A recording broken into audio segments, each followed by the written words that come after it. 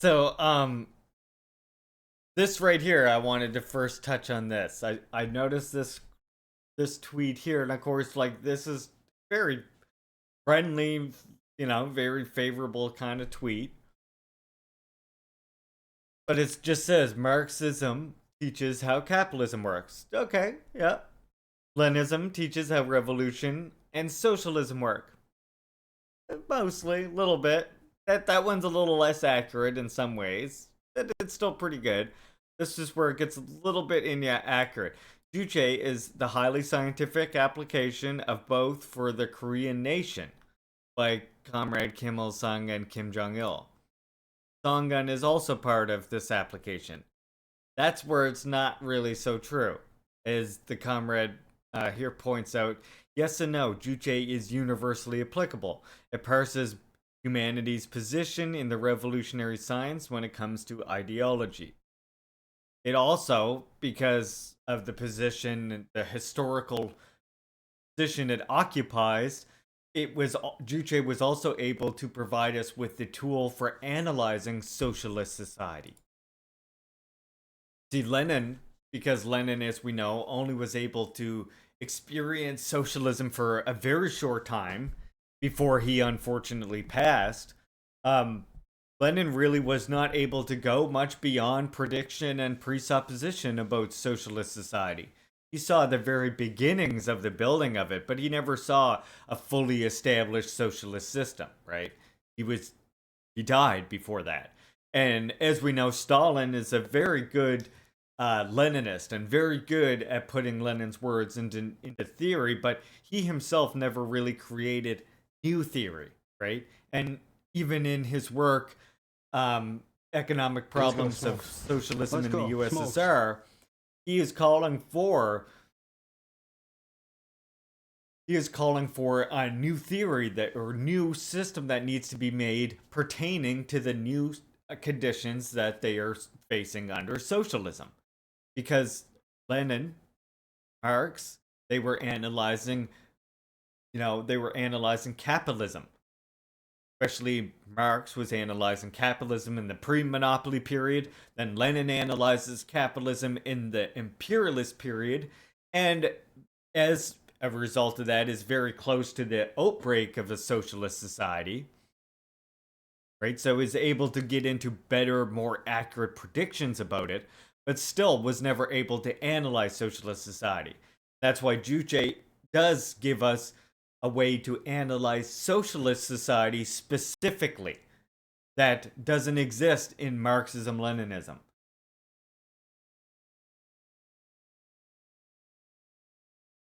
Like Marxism Leninism, I'm not saying is unscientific or wrong or anything like this. I'm saying that it has certain limitations, and one of those limitations is that it existed to develop and understand capitalist society and how to fight against capitalism and how to establish a socialist system.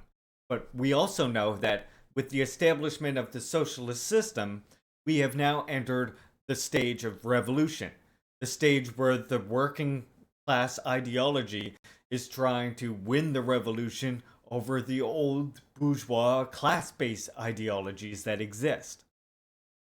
And at the same time, fight against actual existing capitalism, colonialism, and imperialism.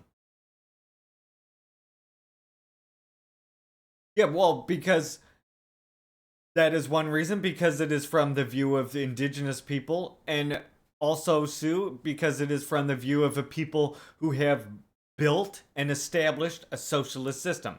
They threw out all the capitalists in their country, they got rid of all the capitalists in their country, they got rid of all forms of capitalism, they set up an actual state which would have been much more familiar to people in like Wabanaki Confederacy pre-colonialism, which is also what Lenin was describing when he was talking about the re-emergence of primitive quote unquote democracy, right?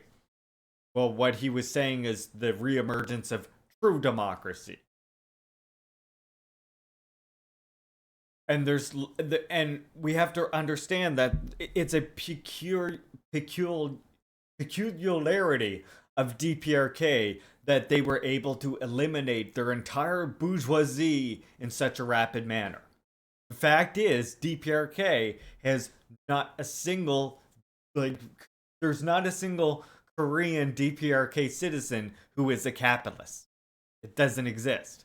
And this is what gets so weird with me when I get into talking about the stages of revolution with people, and we understand that socialism is itself a transition. And then I say, well, DPRK being so advanced along the road of its revolution is why it was able to analyze socialist society, right? And people sometimes respond to that and go, well, what about these other countries? What about that country? As if I'm trying to like negate their struggle or trying to downplay the Cuban Revolution or anywhere else. I'm not. All of those places are engaged in revolution. There's no revisionism or whatever. I'm not of that position. But I do recognize that each revolution, because it has different conditions and different historical circumstances, they are gonna be carried out in at different speeds, right? Some revolutions are gonna take much longer in a particular stage of revolution than another one. And yes, Sam, exactly. There is still the ideological struggle. And that's why, and this is again, and this is why they're able to point out things that no other countries realized yet. They got rid of their, and this is why they came to the conclusion that what really matters, the primary factor in revolution, whether even revolution will break out or not break out, is not how developed the capitalist circumstances are, not how developed the productive forces are, not even how great the inequality is. The thing that determines where revolution will break out is the consciousness, the masses. Whether they are captured by reactionary consciousness or whether they are captured by revolutionary consciousness. Now, that consciousness spreads in a lot of different ways, whether it's, from education from revolutionaries, whether it's from learning about struggling under those conditions, but all of these factors are what lead to it. It's not one thing, right? It's not simply the inequality that gets people to realize it. It's the inequality plus the intersection with your community and the people around you, which is why white people, Europeans, settlers here, they have a different outlook of the revolution, right? Because they live in, like, they're growing up in different community with different families with different teachings, and they can be they can become active supporters of the revolution. Can become members of revolutionary struggle by becoming under the leadership of that actual revolutionary struggle, which is, as I always try to remind people, always started by a struggle against colonialism and imperialism. First, we need to overthrow the colonial conditions before socialism is able to be built here. That's what's called, we need to carry out the democratic revolution. Remember, we're not in a democracy here. We have a fake democracy, right? So in order to first get us to a position where we can even build socialism, we first have to decolonize. That's the first step. What does decolonize mean? Land back. That's the democratic revolution, right? So in our country, as Kim Il-sung says, the socialist revolution began after carrying out of the anti-imperialist, anti-feudal democratic revolution in the northern half of the republic following liberation. It is a logical process of revolutionary development that the anti-imperialist, anti-feudal democratic revolution led by the working class changes to the socialist revolution. Thank you, Sue. Appreciate that. So you see what I'm talking about here. For them, it was the democratic revolution is an anti-imperialist, Japanese imperialism, anti-feudal against their feudal landlords revolution that then changes into the socialist revolution. Well, given that we know that our struggle would be vastly different to what Korea experienced, we can't take this wholesale. But what we can do is understand these words and recognize that in every other socialist revolution, this also applies. And then realize okay, so what is meant by democratic revolution here? Where isn't there democracy here? Well, for starters, the two places where democracy, the three places where democracy doesn't exist here is, first of all, there's no democracy for the working class. But even more importantly, there's no democracy for the continuation of those that are targeted by the continuation of the slave system, and those who are targets of the continuation of the genocide. Those are the two places that are most excluded from democracy.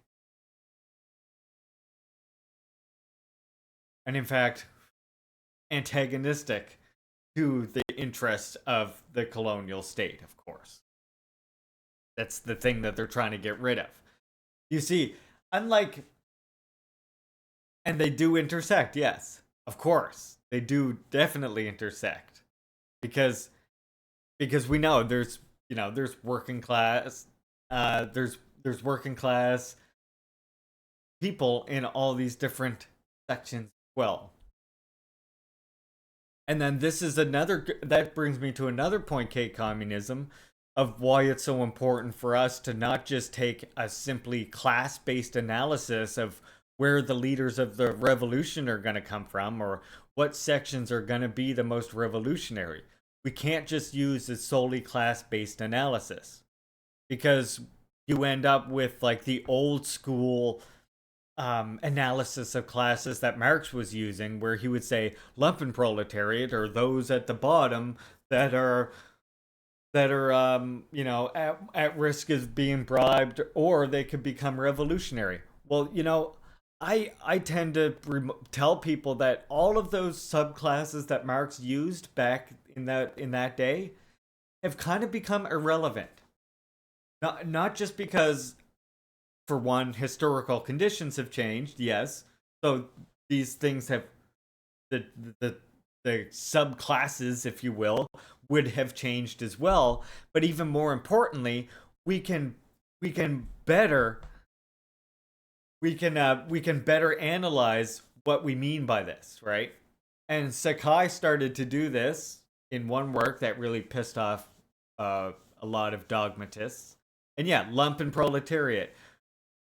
We can definitely say, yeah, it means bourgeois simps. Sure, if we could rename it like that, but that's not what Marx meant when he made that, right?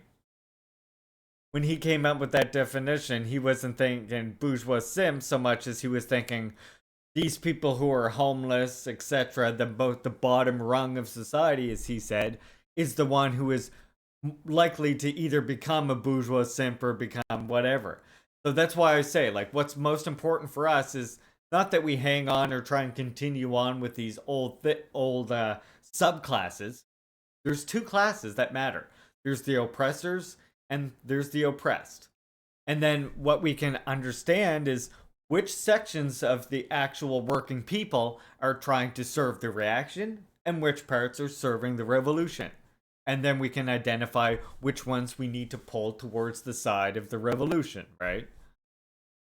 Because what you end up with here is, because of settler colonialism and colonial education, you end up with a large section of the white working class, the settler working class, who are not only not proletariat, they right now cannot become proletariat. They will refuse to become proletariat because they have a certain interest in maintaining a colonial system. Right? So, very important that what we do is instead analyze what people's ideology is. And I would say, like, if you look at First Nations communities, First Nations communities, Black communities, what you would see is that whether it would be the lumpenproletariat, even what would consider small business owners be considered by Marx petit bourgeois at one point, in many of these communities, I would say those people are more revolutionary in many instances than like a lot of settler working class people, right? On average. Now, that's not to say again that uh, working class people from whether you're white, whether you're settler or whatever, that doesn't mean that you can't become revolutionary and, take up the leadership of native people and black people fighting for liberation. But it means that whiteness as a whole cannot lead revolution. This reminds me of what I was thinking recently about when it comes to the proletariat. Marx was defined by the proletariat by one's lack of ownership to the masses, to the means of production, but that doesn't mean that the proletariat of 1800 now equals now. Exactly. I think he defined it that way because they had nothing to lose but their chains at that time. But the proletariat in the imperial states have plenty to lose. Yes. Yes. And even the ones that maybe don't have, in the grand scheme of things, that much to lose, they do still have an interest in not losing what little bit or even what maybe chance of what they have to get. They don't want to lose that, right? So that's why whiteness cannot lead the revolution. Like the whole reason whiteness exists is as a means to have a false class unity, a class collaboration between the between certain sections of the working class and the bourgeoisie. It's like a great big labor aristocracy. Yeah, the wages of whiteness. And this is why Jay Sakai said that that there is no such thing, the myth of the white proletariat. That's why he said that. And you see the reaction from dogmatic Marxists, as I always say, who go, "Oh, well, he's then saying that there's no white working class people." No, he's not. He's saying that the white working class people are not revolutionary, just on their own. That they need some revolutionary leadership. They need revolutionary guidance, right? Because the fact of the matter is, the democratic revolution, part of the democratic revolution that Comrade Kim Il Sung here is talking about, is the abolishing whiteness. We have to decolonize. Part of decolonizing here in the West is abolishing whiteness here. Just saw a profile claim decolonization is national socialism. Yeah. They don't have any idea what indigenous nationalism. I think they thought my Peepa was doing with. Oh yeah, that makes sense, Potato King. Fucking Twitch. So anyway, that's what Juche really means. I just wanted you to know. Juche is universal. We should all study Juche. And this person, like I say, this is a very friendly. The person is making a good tweet. It's just that it's slightly misworded in the sense that you get the sense that Juche is the application of Marx and Leninism. Well, no, it's not really. It's a universal philosophy that can stand on its own. And like really at the end of the day, for revolutionaries and people who are professional wanting to like really become revolutionaries and social scientists, yeah, they should study Marxism, Leninism, etc. Is it necessary for the masses to study Marx and Lenin in order to become trained as socialist or communist minded people? Nah. Not at all. Not even a little bit. And that was like part of the failings of USSR was that they sort of just doled out Marx and Lenin like a catechism when really they could have not even taught people the words of Marx and Lenin themselves. They could have like put it in their own language to people and taught it to people in like curriculum and stuff. And it would have been much more applicable to their own conditions, right? And people would have like grasped it. Instead, they would have like theory class or social sciences class, and you would just like learn these. You would learn like this stuff wholesale, sort of. And this was something that Stalin was like, we need to fix this, right? Stalin pointed that out. Parenti has even mentioned that when he talks about overthrow of socialism in USSR. Just go back and look at Parenti's Black Shirts and Red book. He talks about exactly what I'm saying now. Only his sort of like suggestion, his prescriptive suggestion for it, I kind of disagree with, where he says that they have to do like more in this one direction. I'm kind of like, nah, they had to do the opposite direction. They don't have to allow more small business. They had to more thoroughly engage in ideological education. And by the way, like Comrade Che Guevara, he mentions this as well. We just did a read of my on my channel not long ago that very much talks about this as well. So if you check out this reading right here, Socialism and Man in Cuba by Che, I think you'll find that that's exactly what Che is describing in there. So yeah, Socialism and Man in Cuba. You'll notice very similar things being said.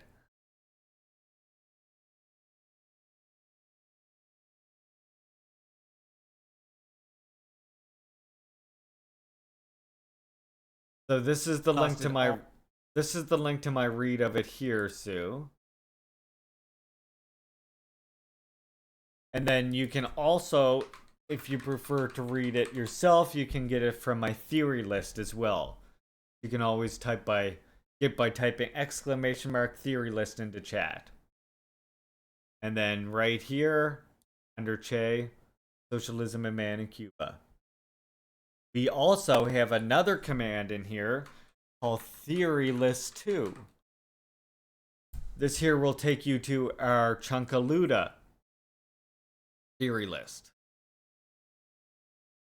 which is also really good. We got required reading section here. It has, of course, decolonial Marxism. It has Howard Adams, Red Nation Rising. It has 2 Gerald Horne books here. Gerald Horne, The Apocalypse of Settler Colonialism and The Dawning of the Apocalypse. We have 2 Kim Jong-il books in here. Fundamentals of Revolutionary Party Building. This one goes over the reasons for overthrow in the USSR. And then this one here is the historical lesson. First read for Juche theory.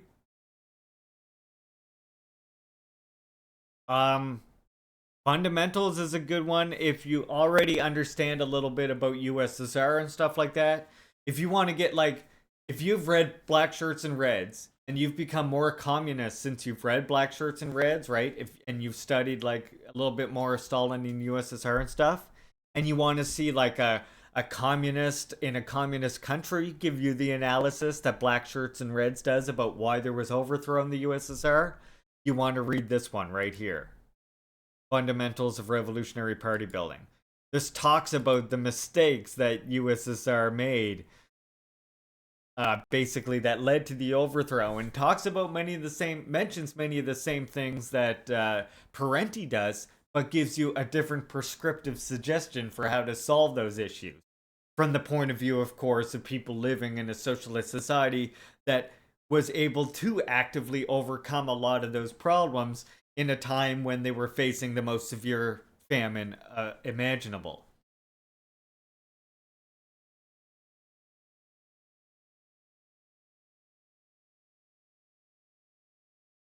Yeah, oh, absolutely. To be fair, I think it should be required school curriculum. I mean, this is the way DPRK does their education, right?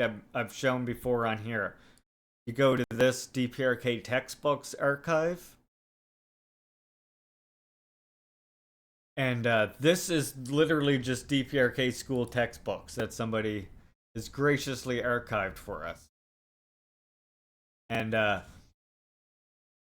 most of these are going to be in Korean, but you can come and find English language ones here as well.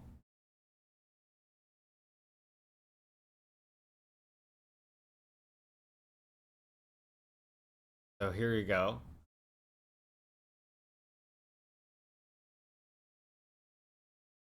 talks about the world's population.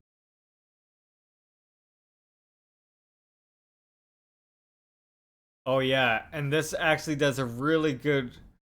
It talks really good about like how I want to define. They talk about population, right? But look at the way that they talk about population here. The problem in Asia is not just population growth, but also overcrowding in many cities. Traditionally, most people have lived in the countryside, but within the next 25 years, more than 65% will live in cities. If Asian countries had expected this kind of change 20 years ago, they would have tried to provide more work and better education in the countryside. This is starting to happen now. Notice that? Notice the way they talked about there isn't. You notice how there's the lack of eugenics language in this? In Africa, the problem of the future will be very different. There, the population is doubling every 24 years.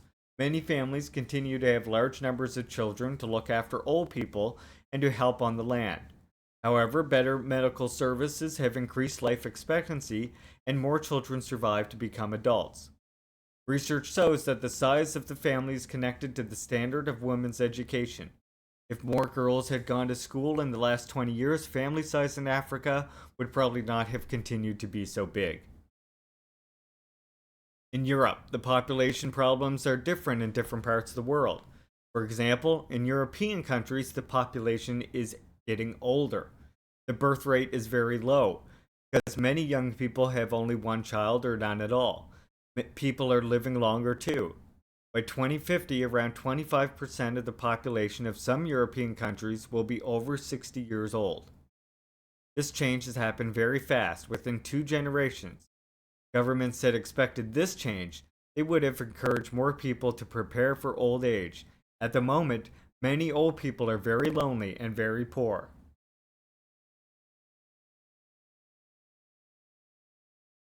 Yeah, and see, and which is funny, Cinnamon, because I mean, I'm not sure this book was obviously written many years ago, but as you can see, like they have a way more scientific understanding of of population. They're not talking about it being overcrowded or Earth being overpopulated. This is DPRK. They're talking about how issues exacerbated by like overcrowding in certain areas can be solved by like increasing education, by increasing work in rural areas, aka what socialists call decreasing the inequality between the town and the countryside.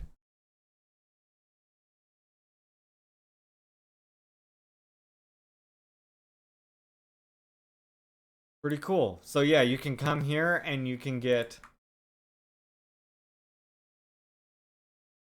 any kind of DPRK textbook that you're looking for. Just like I say, if you're an Anglo speaker, you want to look at the in the left hand side and look for the English ones. No, this wasn't written in the 90s. It's just that they have a way better understanding of population than we do.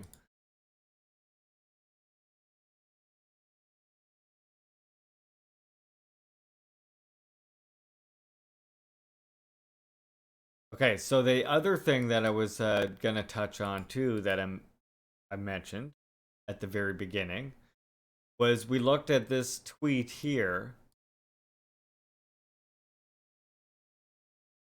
Right, that one, this one, this one, this tweet. I made this tweet here because something I happened to catch some people watching a few days ago. Like they were watching about how basically, well, the video that they watched said that no country was that there was never a communist country, which okay, that is true to a certain extent, which we can talk about. There has never been a communist country. True. True enough. But it said but it really put it in a way that none of these countries, that neither DPRK, Laos, Vietnam, Cuba, and China or USSR that none of them were ever even socialist. That instead, what they were was state capitalist, you see. Not socialist, but state capitalist.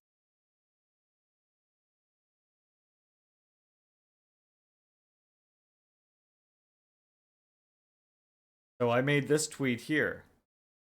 And one of the thing was they mentioned that the reason why they're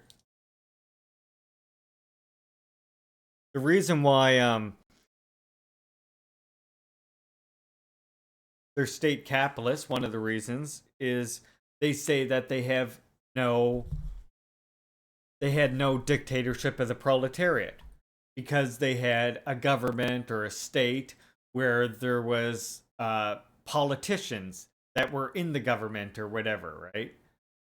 Or because of the party. So I just want to address a few things, and I kind of tried to put this in a little bit of order. So we're going to look at a bunch of quotes and stuff, and we're going to talk about them for a minute. So, first of all, what is a state? We have to ask ourselves, right? We have to realize that some people have an unscientific definition of a state that oftentimes leads us to conflating it and thinking it is synonymous with something like a government, when really the government and the state are not synonymous with each other. The government can be a part of a state, it can be one aspect of the state, but the state is much more than just the government itself, right? And in a capitalist state, something that is integral to their state in modern times, for example, is corporations, right? All of these, this is part of the state. Thus, their media empire, that's part of the state. Then, of course, you have like the industrial army as well. These are all different aspects of the capitalist state. So, how are these people able to own? Like, how is it that corporations are a part of the capitalist state? You might ask, right? They're not government owned. Well, because what is capitalism based on? It's based on the capitalist concept of private property, right? That is the foundation of capitalist society. It's based on capitalist property, which is they term private property. And therefore, if we want to get rid of capitalists, we have to get rid of their concept of private property, right? So what you need to do is have a way for the proletariat to be in control of the property, to maintain control of the property, even in the face of a capitalist class who is currently much more socially influential, much more socially powerful, much more internationally connected. Well, what do we have that they don't have? We have the numbers for us, right? Their numbers are only temporary. So that's why it's very important that when a working class is able to make a gain in one place, it's very important that they hang on to that gain. Because socialism doesn't represent post-revolution. Socialism represents a continuing revolution. The overthrow of socialism is an expression of counter-revolution, right? The only way we can reach communism is for a socialist state to hang on to socialist system for a very, very long time. Because socialism itself is revolutionary transition. And all you need to do to know this is the case is look at USSR at the start of its revolution and compare it to where DPRK is now. Look at DPRK at the start of their revolution and look at where they are now. Look at Cuba at the start of its revolution compared to where they are now and where they are heading. Now, we're going to talk about how we get rid of that government here in just a second. But first of all, what a state means to us to scientific socialists, a state is the manifestation of the irreconcilability of class antagonisms. The state arises when, where, and to the extent that class antagonisms objectively cannot be reconciled. The existence of the state proves that the class antagonisms are irreconcilable. So the state is something that is outside our choice of whether it's going to exist or not, right? We cannot decide whether there is a state, because the unfortunate reality of the society we live in is that class cleavages emerged a long time ago, and then through colonialism those class cleavages were brought all around the globe, and they have entrenched themselves in society, not just through class itself, but through the ideological remolding of people into people that accept capitalism and class-based societies. And these people go on to teach their children individualist capitalist education themselves, and so on and so forth. And the education that we currently have is a capitalist education that was set up by capitalists to maintain their state, but you see it's under attack because the capitalist state is always going to be tyranny for the majority, and therefore there's always going to be struggle against it. As long as classes exist, there will be a state. We have to recognize that. So what do? What is our response to the bourgeois state? The building of our own. Not taking hold of the state that exists, which is what every single, like, when you get into believing that the state is just synonymous with the government, you get into this fallacy of thinking that what the proletariat does is takes hold of the existing bourgeois state, and that then they just hold the levers of that same state, and now they're building socialism with it. But that's not what happens. The proletariat, first of all, smashes the bourgeois state. It destroys the bourgeois state in the most fundamental aspects of the bourgeois state are destroyed in the rupture, right? And then the revolution has to switch, still continuing. Remember, that rupture marks the beginning of the revolution. The establishment of socialist society doesn't mark the end of the revolution. It marks the beginning of the true stage of revolution, you could say. The rupture and the building of socialist society is preparing for the revolution. Then socialist society emerges. That's the primary stage of revolution. What Marx called the lower stage of communism. Because between capitalism and socialism, you have a qualitative difference. Between socialism and communism, you have a quantitative difference. How can that be?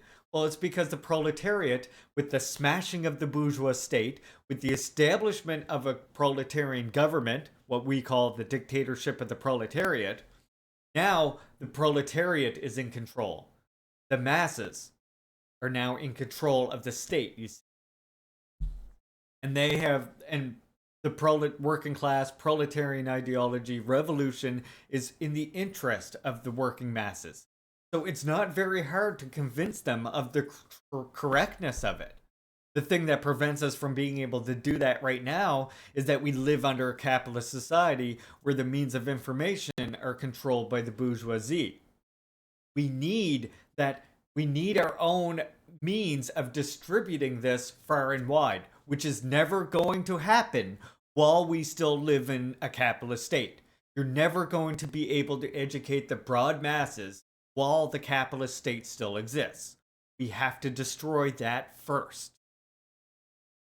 Revolution doesn't require that we make everybody a socialist before that rupture occurs. That's not what needs to happen. And revolutions and ruptures have broken out where a small amount of revolutionaries have done serious work and gained support from people. The children gets my support. We have to understand that revolutions can be carried out by small groups with the support of huge amounts, right? And that support can grow over the course of that struggle. But In order for us to transform the masses into socialist-minded people who no longer need money, we need the ability to educate the broad masses. So, the government of a liberal, conservative... Exactly. The government of a liberal, conservative... To say that socialism doesn't work is to overlook the fact that it did work, and it worked for hundreds of millions of people. The government... Long live the People's Revolution! The government of a liberal, conservative, or social democrat is as far removed from the conquest of power by the proletariat as the sky from the earth. The dictatorship of the proletariat is not a change of government, but a new state with new organs of power, both central and local. It is the state of the proletariat which has arisen on the ruins of the old state, the state of the bourgeoisie. Notice he's chosen his words very carefully. It is a new state of the proletariat which has arisen on the ruins of the old state, the state of the bourgeoisie. The ruins.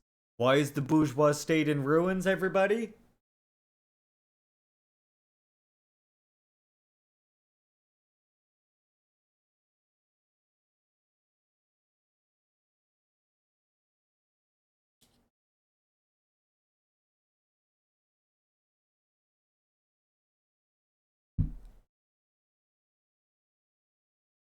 It's smashing, exactly.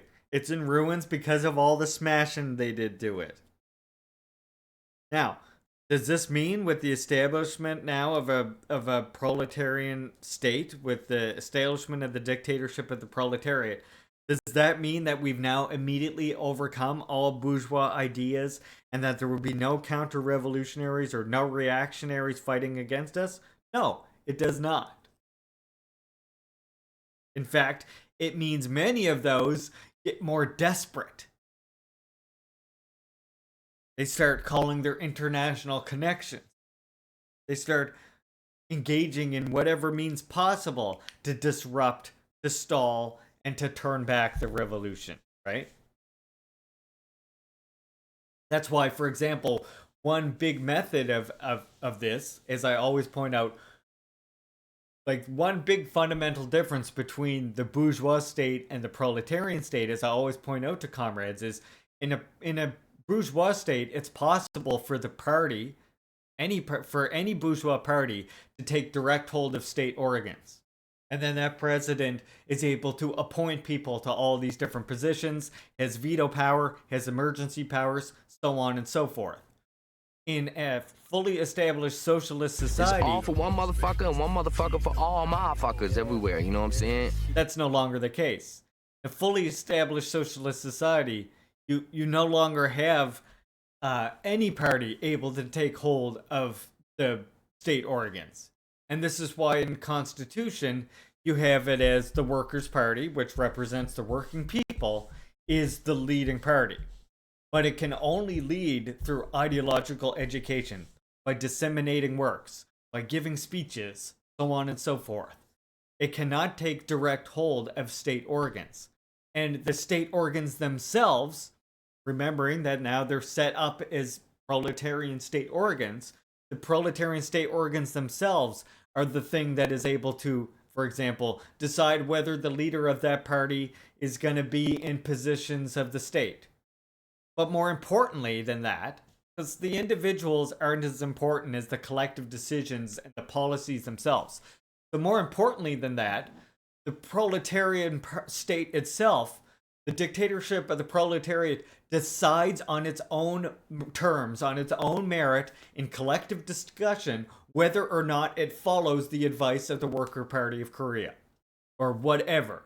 Whatever the Workers' Party is, right? The proletarian dictatorship itself chooses whether or not to follow that. They hear the advice. They see Kim Jong-un go to a workplace, or whoever go to a workplace and give their suggestions. They hear them give speeches about what we should do in society, what the next 5-year plan should be, and then they decide for themselves whether it's in the cabinet, whether it's in the Supreme People's Assembly, wherever, whether it's in the local People's Assembly, whether they follow that advice or not, right? The reason why, after 75 years, like in DPRK, the reason why it happens to be that they do follow that advice is because over the course of 75 years, the Workers' Party has proven itself correct. And that the policy that they suggest is the one that is in the best interest of the people. Like, hey, we should improve education. We should improve housing and further distribute housing for everyone. As you can imagine, if you're able to tell everybody that's what we're going to do in a very easy, plain way, a lot of people would accept that. Probably a lot more than wouldn't accept that, right? And over the course of, let's say, 75 years, yeah, you have now this voluntary unity with the Workers' Party.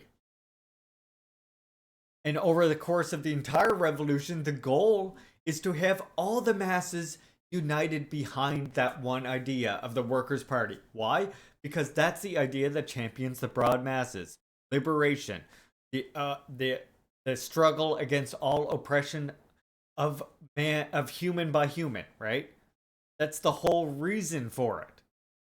And once that is accomplished, there just won't be any tools of oppression left. You see.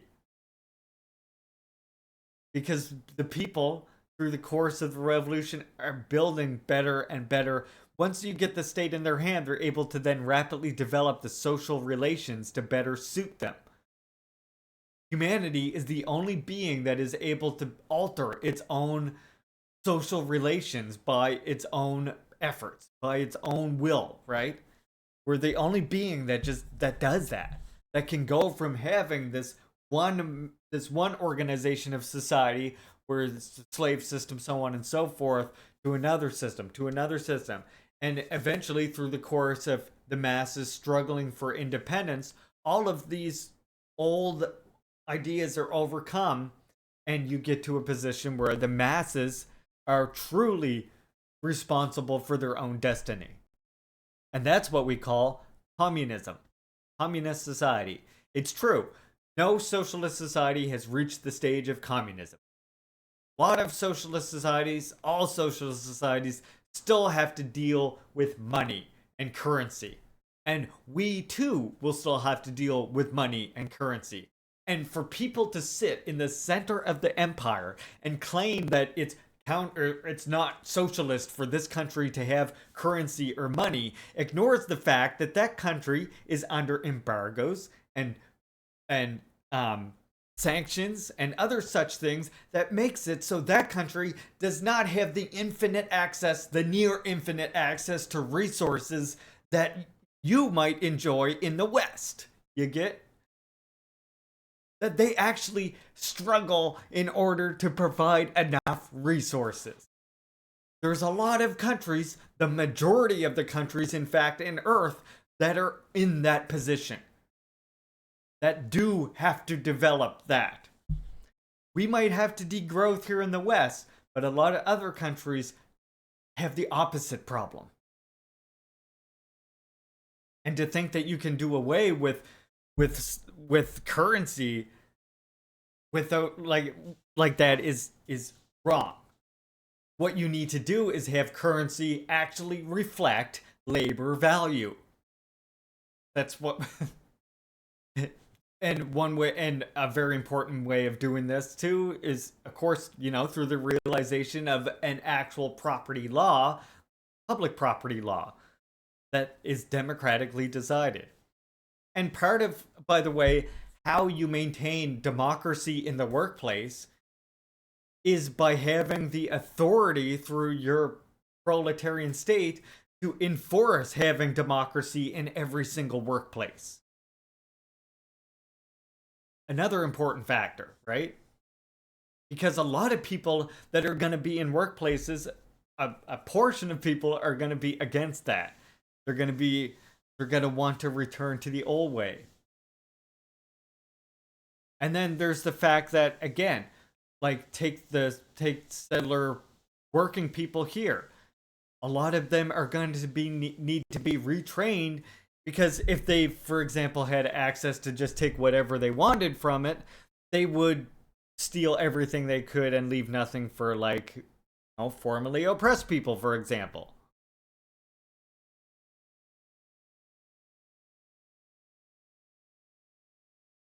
Socialism is inconceivable unless the proletariat is the ruler of the state.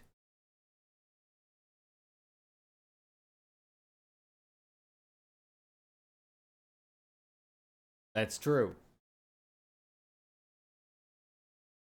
So then what is state capitalism? Anybody care to give me a definition? Anyone want to try and define what I'm just curious in for comrades in chat here. What comes to mind when you think state capitalism, or what does that term mean to you? I guess.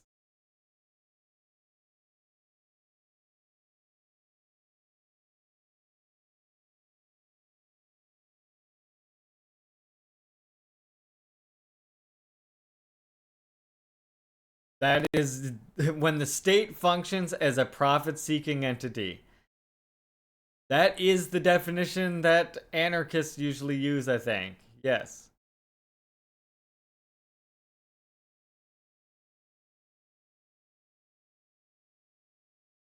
How can this... So, but this is where it gets... So, in what instance does the state serve as a profit-seeking entity?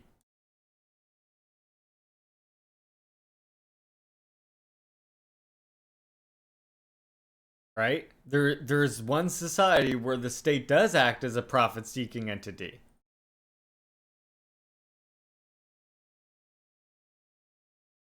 And of course, that's in capitalism, right? As we know. Capitalism is when the state acts as a profit-seeking entity. It makes profits for the bourgeoisie, which is the class it represents, and where many of the actual representatives in the bourgeois state come from, right? So wait, that's just capitalism then. That's not state capitalism.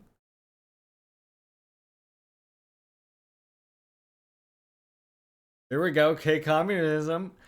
State capitalism is the transitional controlled by the proletariat in time of transferring the old ways and adapting them to proletariat control. There we go. Now we're getting somewhere.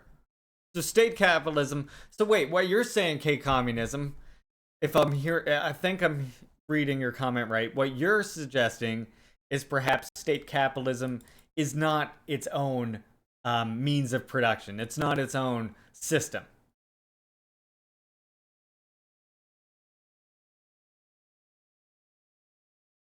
So this is very important for us.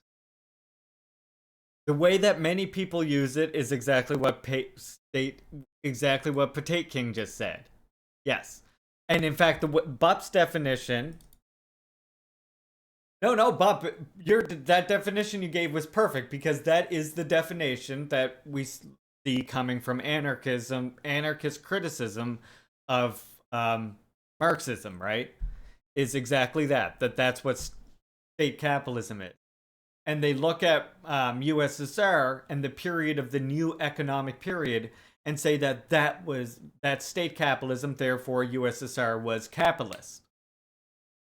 But what that ignores is the fact that, as I just explained earlier, the proletariat is in control of the state, which means by our definition, it's a socialist state. So what is state capitalism then? Well, state capitalism is a strategy for continuing to maintain proletarian control of the state, while making small concession to the capitalist state, the capitalist class, rather. Why are we making concessions to the capitalist class? In order to prevent them from how do I best put this? In order to prevent them from achieving a breakthrough counter-revolution, right? because they still have a certain social influence in society, they are still able to convince many people of their own side. So what happens is you have to give certain concessions sometimes to those people. And the most important thing is that the proletariat keeps that fundamentally different government, that fundamentally different state where the proletariat is in control of the state. Because remember, if we lose that ability to educate people, to retrain them into socialist people, then we're back to capitalism, right? In order to keep socialism exhilarating, we need to maintain that means of educating the masses in socialism. And then through us educating the masses in socialist society. Exactly, M1.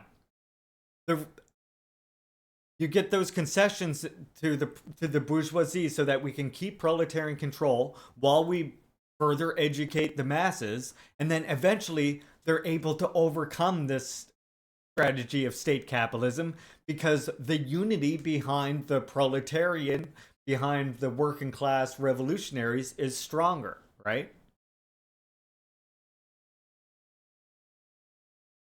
So I want to point out this one here, and actually there is another one too.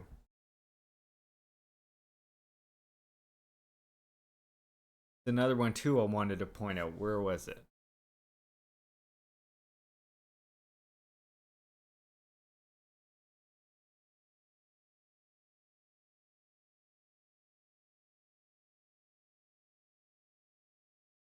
Okay, I'll have to find it here after this. It still works either way. But the proletarian state may, without changing its own nature, permit freedom to trade and the development of capitalism only within certain bounds, and only on the condition that the state regulates, supervises, controls, determines the forms and methods of, etc., private trade and private capitalism. The success of such regulation will depend not only on the state authorities, but also, and to a larger extent, on the degree of maturity of the proletariat and of the masses of the working people generally. And what he means by proletariat here is exactly what I was just saying, their level of education, how far that socialist revolutionary idea has been spread through our educational activities, which, as you imagine, takes a long time to overcome backwards ideas that are still being given to them by their parents, like greed and so on. Like, this is all part of it, on their cultural level, etc. But even if this regulation is completely successful, the antagonism of class interests between labor and capital will certainly remain. Consequently, one of the main tasks that will henceforth confront the trade unions is to protect in every way the class interests of the proletariat in its struggle against capital. This task should be openly put to the forefront, and the machinery of the trade unions must be reorganized, changed, or supplemented accordingly. Conflict commissions, strike funds, mutual aid funds, etc. should be formed, or rather built up. Okay? So you see, it's a strategy used by the proletarian state in order to maintain control of the proletarian state, in order to not have the proletarian state be overthrown, while we allow ourselves to further educate the masses, because socialism is not built by a minority of revolutionaries, right? We can start the revolution, but socialism is built by the masses for the masses, and they can only do so voluntarily of their own accord. Sounds pretty anarchist, I know, but that's why we have to be able to maintain control of the proletarian state, because that's what allows us to have the power to keep our educational system intact, in order to keep proletarian property law intact, right? Sometimes we have to make certain concessions, and in fact, in our society today, the bourgeoisie has to do a similar thing for itself in order to maintain control of the state, something we could term state socialism. So if you ever hear someone call USSR, DPRK, China, etc. state socialist, that's also an incorrect term. No, from our point of view, they aren't state socialism, because you see, state socialism is just the opposite of state capitalism. It's a strategy used by capitalist states in order to maintain bourgeois control of the state. See that? See how much more of a clear definition it is when you do that? The term state socialism is inexact. Many people, I'm quoting Stalin here. The term state socialism is inexact. Many people take this term to mean the system under which a certain part of wealth, sometimes a fairly considerable part, passes into the hands of the state or under its control, while in the overwhelming majority of cases, the works, factories, and land remain the property of private persons. This is what many people take state socialism to mean. Sometimes, this term covers a system under which the capitalist state, in order to prepare for or wage war, runs a certain number of private enterprises at its own expense. The society which we have built cannot possibly be called state socialism. Our Soviet society is socialist society because private ownership of the factories, works, the land, the banks, and the transport system have been abolished, and public ownership put in its place. The social organization which we have created may be called a Soviet socialist organization, not entirely completed, but fundamentally a socialist organization of society. Notice how he makes something very clear. Not entirely completed, but fundamentally a socialist organization of the state. Which, remember what I said before. It's not a gradual change. When we go from the gradual changes happening right now, where more and more people are becoming awakened to their own interests, the proletarian, the revolutionary idea is spreading. This is that gradual change. Then you have a rupture, a qualitative change, whereby capitalism is destroyed. Capitalism is destroyed, and socialist society is built in its place. Now you have the qualitative change. You've gone from having a class antagonist-based society to one where class is going to become where everybody is going to become proletarian class, right? So now you've reached, with that one change, that one moment, that small moment, you've now made a qualitative difference. And then the whole rest of the time, it's a quantitative difference of building up socialism and communism. So to continue our little quote parade here. Under socialism, much of the primitive democracy will inevitably be revived, since, for the first time in the history of civilized, quote-unquote, society, the mass of the population will rise to the level of taking an independent part, not only in voting in elections, but also in the everyday administration of affairs. Under socialism, all will govern in turn, and will soon become accustomed to no one governing. I want to highlight this last one right here, this part. Under socialism, all will govern in turn, and will soon become accustomed to no one governing.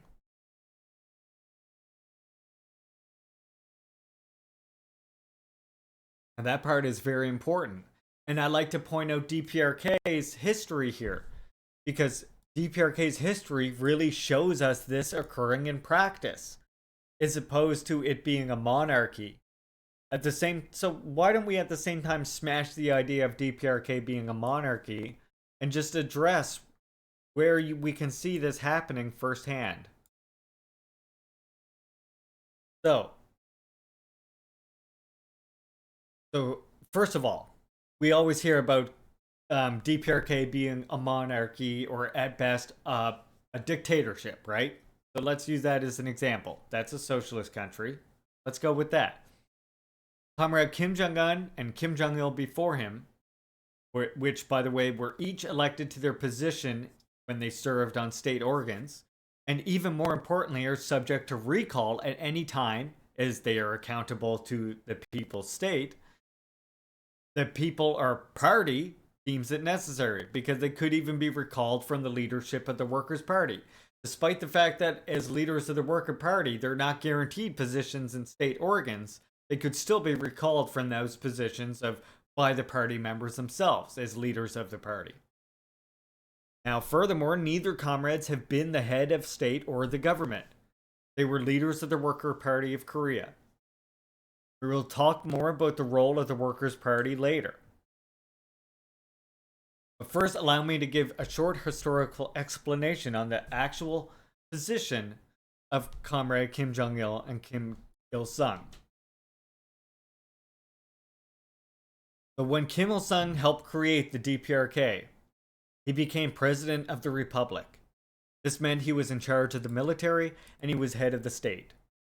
He was also head of the government for some time, and additionally was General Secretary of the Central Committee, the highest body of the Workers' Party of Korea. After he died, and in fact, in function before he died, the position of the president was abolished forever, as there was no longer any need for it. Owing to the dividing up of the state, and more people participating in state administration. Remember this Lenin quote we just looked at. Under socialism, all will govern in turn and will soon become accustomed to none. But we have to get to the point where all are governing first, right? And for myself, that doesn't make one a great leader. I don't know what would. This fatherly comrade just figured out how to abolish presidents forever. Follow me to learn more.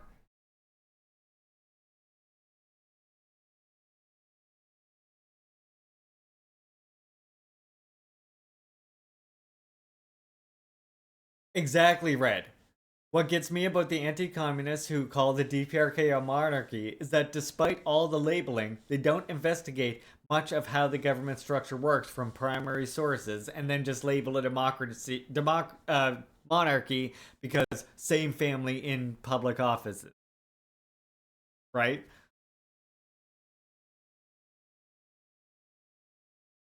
They're still in that because DPRK, as I said, it's had a different. Every revolution is going to be different, right?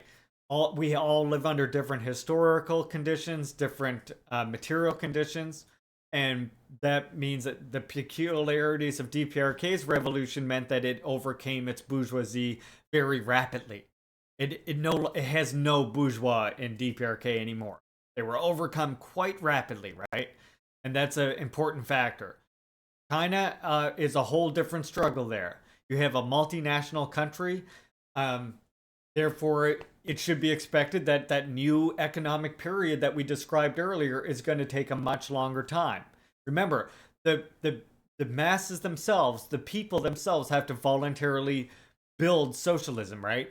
So when you're talking about a big multinational country like China, where all these different nations have different cultural peculiarities and stuff, it's going to take much longer to convince everybody to unite behind the Communist Party of China, for example. I hope that makes sense. To put it as simply as I can.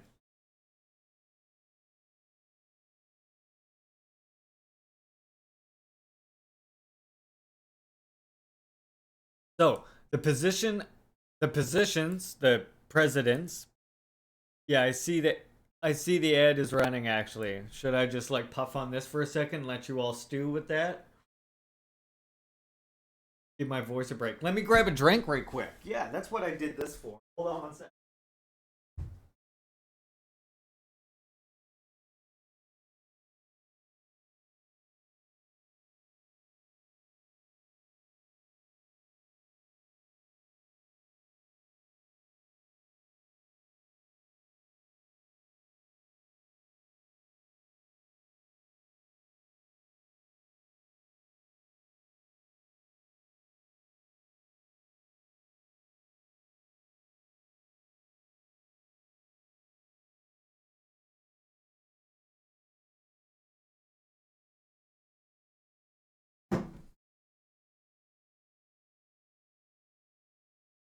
Yeah.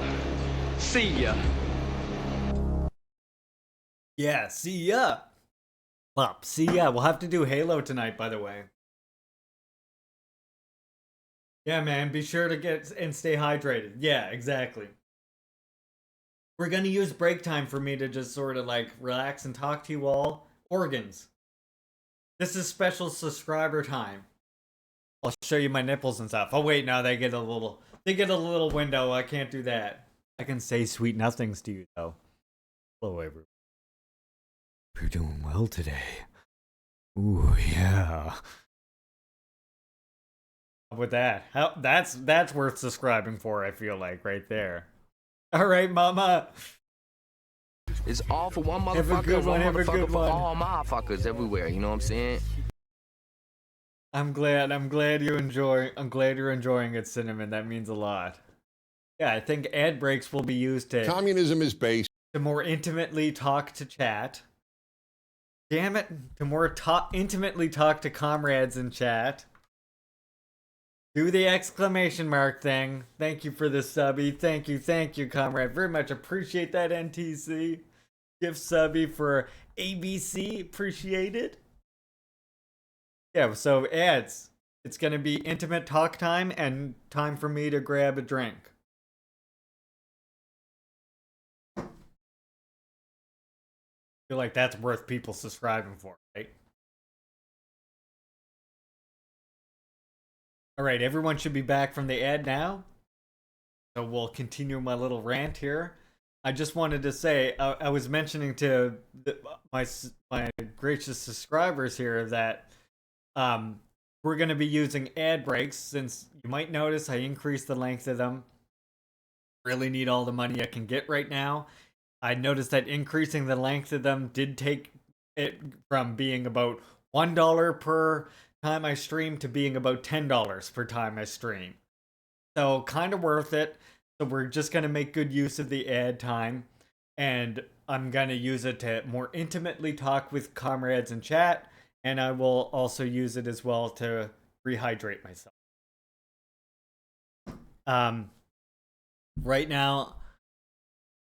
Right now I am still in the yeah, exactly, Sam. It's a significant increase, so I just figure if that's what we're gonna do. Just so you know, I am still in the struggle to sort of make sure that we secure this place for the future of my son and stuff.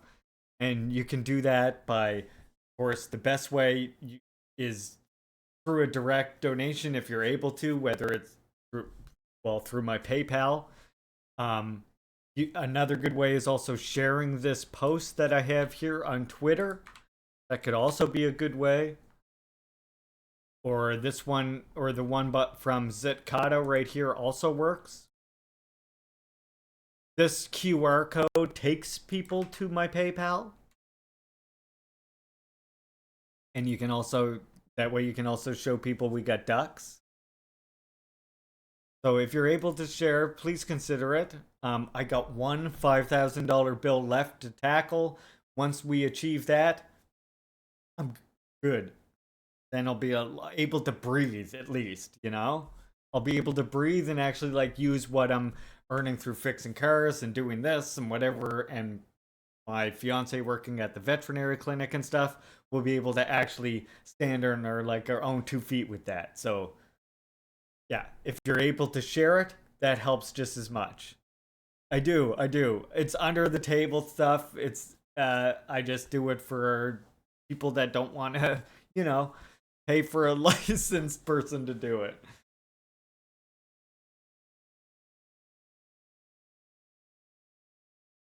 So yeah. Of course, as well, gift subbies, biddies, all that helps as well. Alright, I'm done shilling for myself now. So to continue,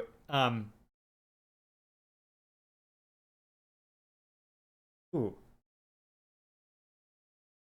So yeah, let's continue on with what we were saying here. Reminder, what we're talking about is under socialism, all will govern in turn and will soon become accustomed to no one governing. And how part of what we do is set up a socialist state that literally is doing this, building socialism, building communism. It takes many generations to get there, right?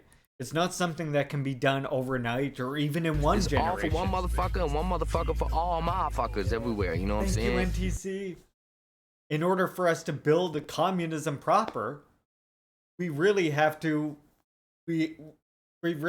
maintain control of the ideological means of spreading and awakening people for many, many generations, right? That thing called the state. Remember, as we said, the state is more than just synonymous with government, right? The state is that means of class control. And you know what? This might disappoint some people. But the truth of the matter is, when we reach communism, if you happen to have that definition of the state being synonymous with the government, you might be disappointed to learn that there's probably going to be some form of human government for socialism under communism. Is it going to be a state? No, the state is gone. Remember, the state's not synonymous with government. The state is that means of class control. All will govern, and soon will become accustomed to no one governing. But there will be forms of centralized organization. There will be forms of centralized distribution, right? Because we will still have enormous means of production.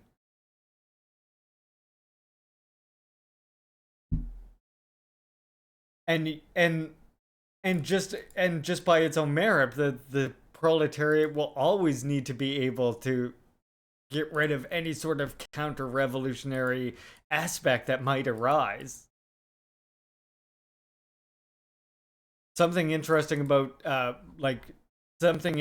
is Kim Il-sung actually talks about this because he warns of the possibility of socialism being able to build communism itself in one country. Not saying that, he didn't say that that's going to happen for sure, but he said that we need to build our own society up in the event that that is something that does happen. In the event that communism is able to be built in one country. That we still then have to have the means to defend ourselves from external forces as well, if that is the case. Because we can't know entirely for sure. Again, it's many generations of us maintaining revolution. So, we're talking right now about the president of DPRK and how that position has been abolished. The reason why Kim Il-sung is known as the eternal president of DPRK, because after he died, the presidency was abolished forever. Again, owing to the rapid development of the Korean Revolution, where the bourgeoisie was overcome very quickly. But you know, DPRK really proves what I'm saying. The fact that their bourgeoisie was overcome so quickly, but the revolution still must go on to ideologically train people to be communist people still. Because capitalism and feudalism before it existed for such a long period there. The president's responsibilities were split up into head of state, which was the new position of the president of the presidium, and the chairman of the National Defense Committee. As Kim Il-sung had already invested himself from being head of government even before the presidency was fully abolished. This position was left separate as Premier of the Cabinet. Now, given what I just explained above, Kim Jong-il obviously couldn't have inherited positions that no longer existed, and the only position he occupied, which Kim Il-sung also did, was chairman of the National Defense Commission. However, he did not inherit this position, he was elected to it. He was later elected to General Secretary of the WPK in 1997, but unlike Kim Il-sung, not the Central Committee. Kim Jong-un was elected Vice Chairman of the Central Military Commission of the Workers' Party of Korea at a party conference in September 2010. When Comrade Kim Jong-il died, the position of General Secretary of the WPK was abolished as a position. Hence why Comrade Kim Jong-il is known as the Eternal General Secretary and leader of the WPK. Following these events, Kim Jong-un was elected first secretary of the WPK, a new position created with the dividing up of the position and roles of General Secretary into several offices. By the way, this has also since been abolished. There's no longer any first secretary. It's now chairman, which often gets mistranslated back into general secretary now, for some reason. But it's chairman. The WPK has over 3 million members. Most families in DPRK have party members within them. Clearly, Kim Jong-un's appointment as successor to leadership of the WPK was democratically decided by an enormous amount of people, around 3 million. And as I already mentioned, is subject to recall at any time. So there is absolutely no parallels with monarchies in reality. Sometime later, Kim Jong-un was elected to position of first chairman of the NDC, shortly before the National Defense Commission itself was abolished and replaced with the State Affairs Commission. Again, further dividing up party and state organs and increasing the amount of people participating in state administration. As Lenin predicted, as socialism develops, more and more people participate in state administration until the whole population does, thus eliminating bureaucracy. And as we can see, the DPRK is realizing this in practice, as with each successive step, more and more people are participating in state and party administration. This, by the way, is completely antithetical to how monarchies work. In monarchies, all power is consolidated and preserved, as are property relations. The reason Comrade Kim Jong-un gets these prestigious positions that lack power is because of the respect the DPRK has for the Kim family and its contributions to liberating Korea. It is the position of chairman of the National Defense Commission, later State Affairs Commission, that confers the title that gets translated as Supreme Leader or Premier Leader to Comrade Kim Jong-un. However, as we can see from Article 105, Section 2 of the DPRK Constitution, Article 105, the chairman of the National Defense Commission of the Democratic People's Republic of Korea is accountable to the Supreme People's Assembly. So, rather than the state being beholden to Kim Jong-un, as the pro-bourgeois media would have us believe, it is actually the complete reverse. And Kim Jong-un is actually beholden and accountable to the People's Democratic Dictatorship. He was not fulfilling his duty as leader of the Workers' Party and representative of the working masses, or giving incorrect guidance that did not reflect the demands and interests of the working masses, he would quickly be removed via immediate recall, and the party already has plans and mechanisms in place to replace him in such an event. He completely lacks officialized power over the state, and it follows any guidance he or the WPK gives voluntarily, as I already explained. He does not even possess any emergency powers, veto, or any decisions and orders of the People's Government State. Now, as I mentioned, Kim Jong-un and Kim Jong-il before him have never been the head of state nor head of the government. In fact, after Kim Il-sung died, large numbers of the population wanted to make him the official head of state, Comrade Kim Jong-il. But he refused, saying, "I don't need an honorary or officialized position. The people's support is enough for me." However, they were leaders of the Workers' Party of Korea. I imagine most of you are familiar with the fact that WPK is known as the ruling party of DPRK, just like the Workers' Party in every revolutionary state, such as the CPSU was the ruling party of the USSR. However, a common mistake made, even by many of those who identify as communists, is to treat the concept of the ruling party in socialism as synonymous with the concept of ruling party under capitalism. Going to vastly oversimplify here, of course, but the presidential or parliamentary politics, a leader and the political party they represent, are elected for a certain term to assume authority over all non-party organizations in a capitalist society. And their party virtually wields state power directly as a result of this. Contrary to that, in a socialist society, the ruling Workers' Party does not have any legalized authority over non-party organs, and in fact are all entirely independent of the WPK and all other parties. As a result, the WPK cannot wield state power directly. A result of this is that all party organs and all non-party state organs are truly democratic in a way that is incomparable to bourgeois democracy. All people who are elected to organs all have equal say on decisions, regardless of party affiliation. And additionally, in any one state organ, like the Supreme People's Assembly, for example, the demographic might contain some members of the WPK, some members of other political parties, and still some members of no political party. The WPK is the ruling party because it has firstly gained the trust of the masses through the course of the Korean Revolution and by proving its dedication to the people.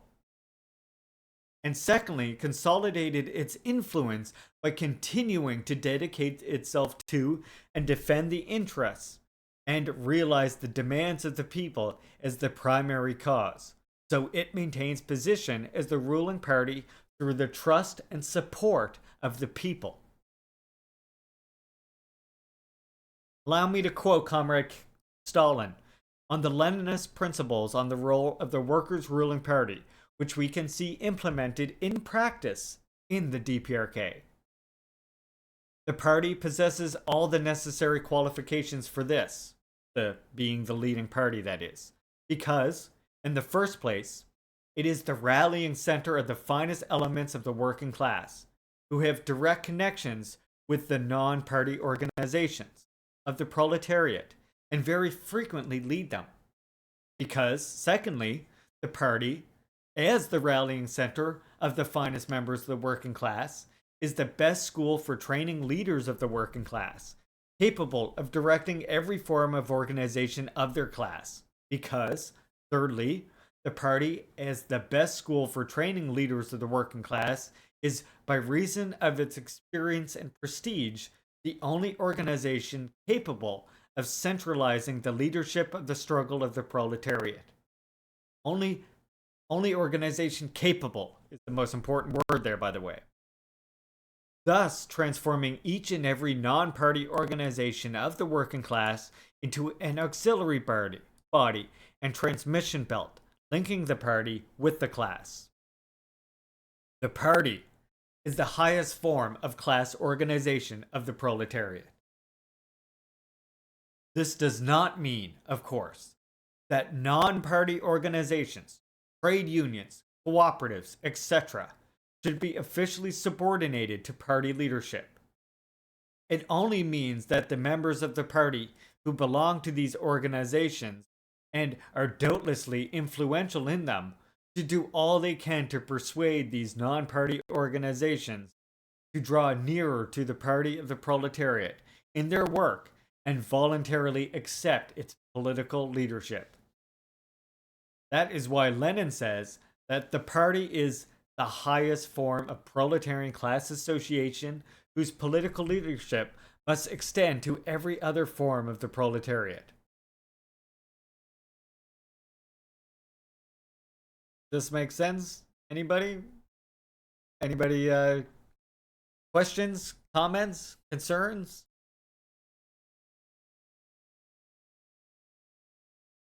AKA,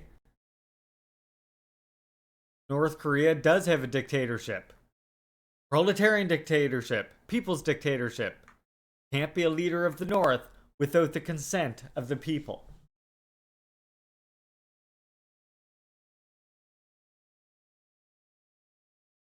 Yeah, I think maybe what it doesn't know is the American, I think what it copied maybe was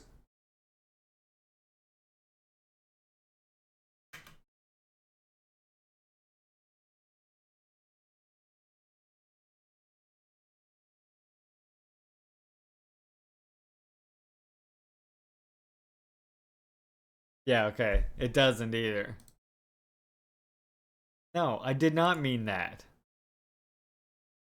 Yeah, it is trying to Americanize it, as we can see.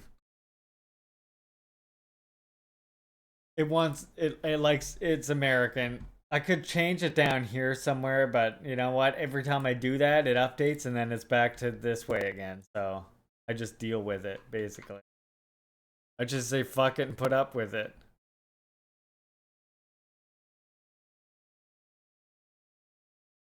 Okay, so oh, and you know, to just like drive the point home about it being proletarian society there, proletarian government. In DPRK, the people have guaranteed right to employment of their own choosing, guaranteed right to housing, universal medical care, which includes optical, dental, and maternal supplies, as well as prescriptions, by the way. Free universal education up to and including doctorate, just to mention a few things. So, in other words, as we can already tell, our concept of human rights as working people is better represented by the state power in DPRK than the state power in our own capitalist states.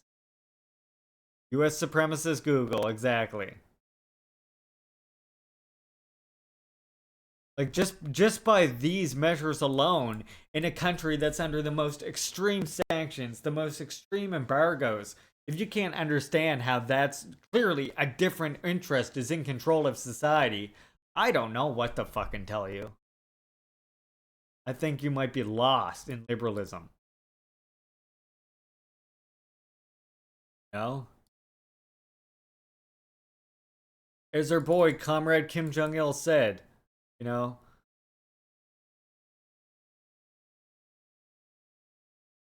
he told us one time what the true stance and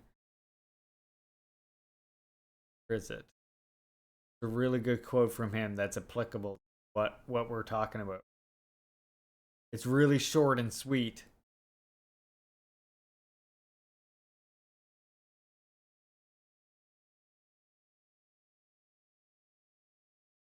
Oh, the Google document? That's actually my script that I used to make this video.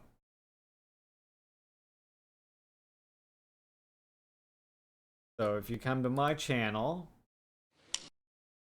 go to my playlists, and go to Juche Analysis and Expositions. And this first one right here. The Truth About Leaders and Leadership in the DPRK. Hey, Juche and Deep. In order to Surfer McGritty, thank you for the raid, transform comrade. the world. Thank you. Very much appreciate that, comrade. Welcome in. Yeah, so M1, this is from this video right here, which is my video on the truth about leaders and leadership in the DPRK. It was just sort of relevant to what we're talking about here, so I thought we would check it out. Of course. I was doing a little lurk. No problem. And by the way, this guy right here who's saying about DPRK being a dictatorship, he has no vested interest in saying this. And in fact, if anything, puts himself at greater risk by saying this. Because he's in the South.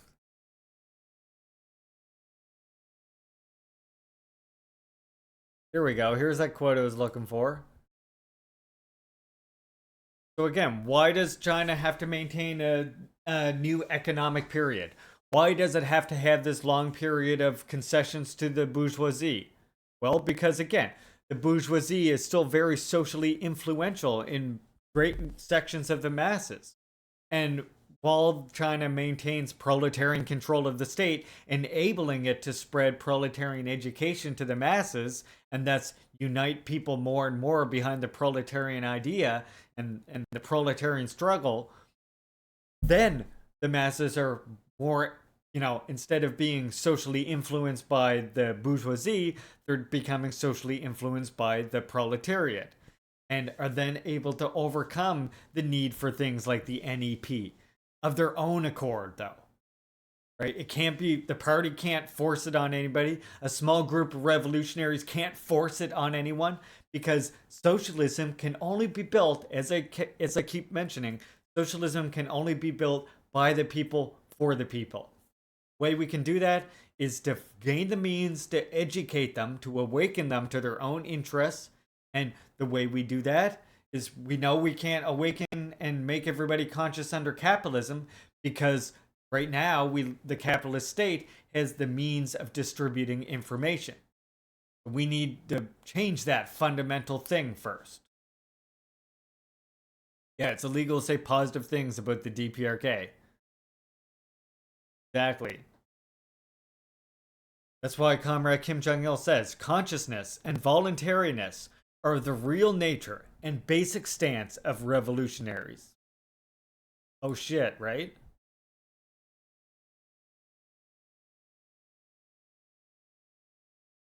So let me put this real simple then. So why is it that the masses follow the working class party in a socialist state? Is it because they're forced to? No. It's because that state, since the beginning of the revolution, since before the revolution, the party that was there during the rupture, during the building of the state, has been putting forward a line that awakens, that champions the broad interests of the masses. So it's not that they are forced to. Communism is based. The people do it because they loved their party.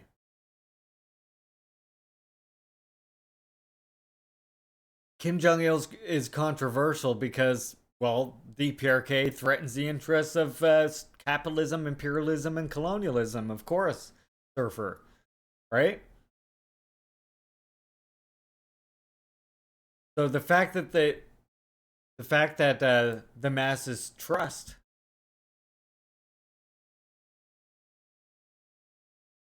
is the spiritual source of love and obligation. The masses trusting their party is why they carry out its policies.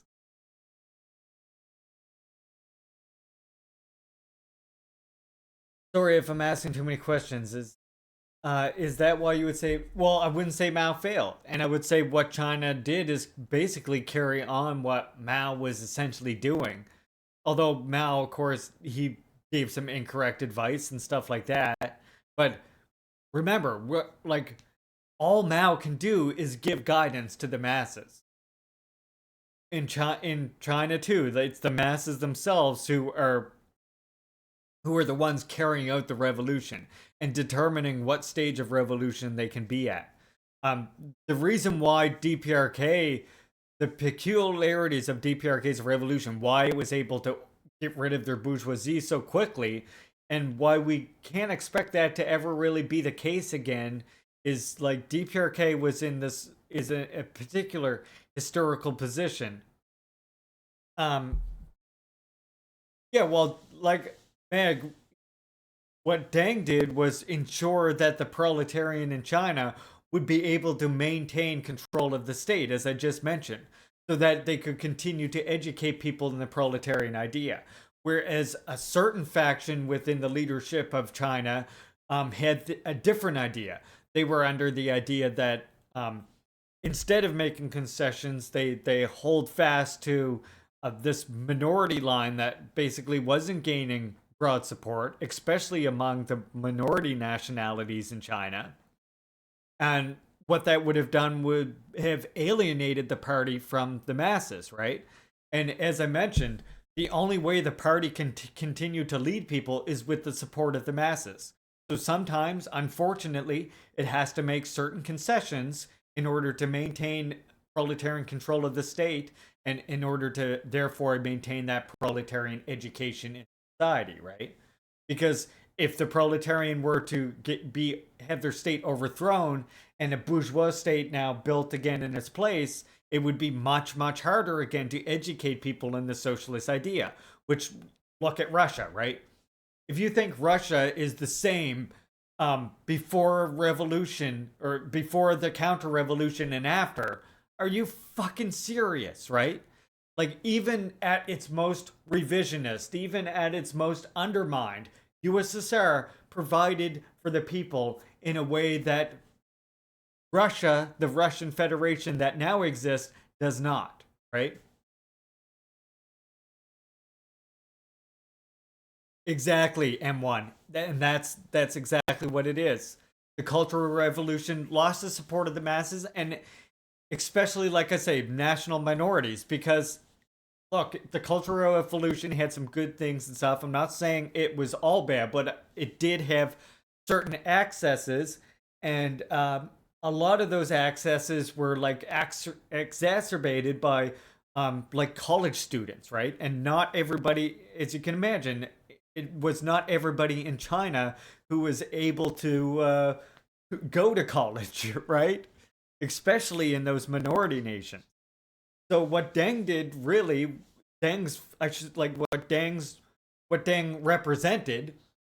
Deng wasn't the individual that like decided all this and did it, but he was the thing that represented this line that was like, we have to make a certain concession to the bourgeoisie while we continue to educate our proletariat, so that in the future our proletariat will be able to then overturn or be able to. Well, we see it happening now in China, I would say. You see how China today is engaging now in more serious anti-corruption struggle, right? You see China today more and more implementing these national programs and things like this. It more militantly enforcing its economic plans and stuff, right? All this is an expression of exactly like what I'm talking about. Over the course of since Deng Xiaoping's time The to revolution that today, feeds the children gets my support.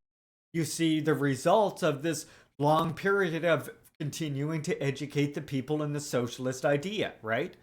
And that's even with China, and that's with China having to fight against another ideological struggle going on in their own society, where again there's still the capitalist idea that hangs on even more strongly, right?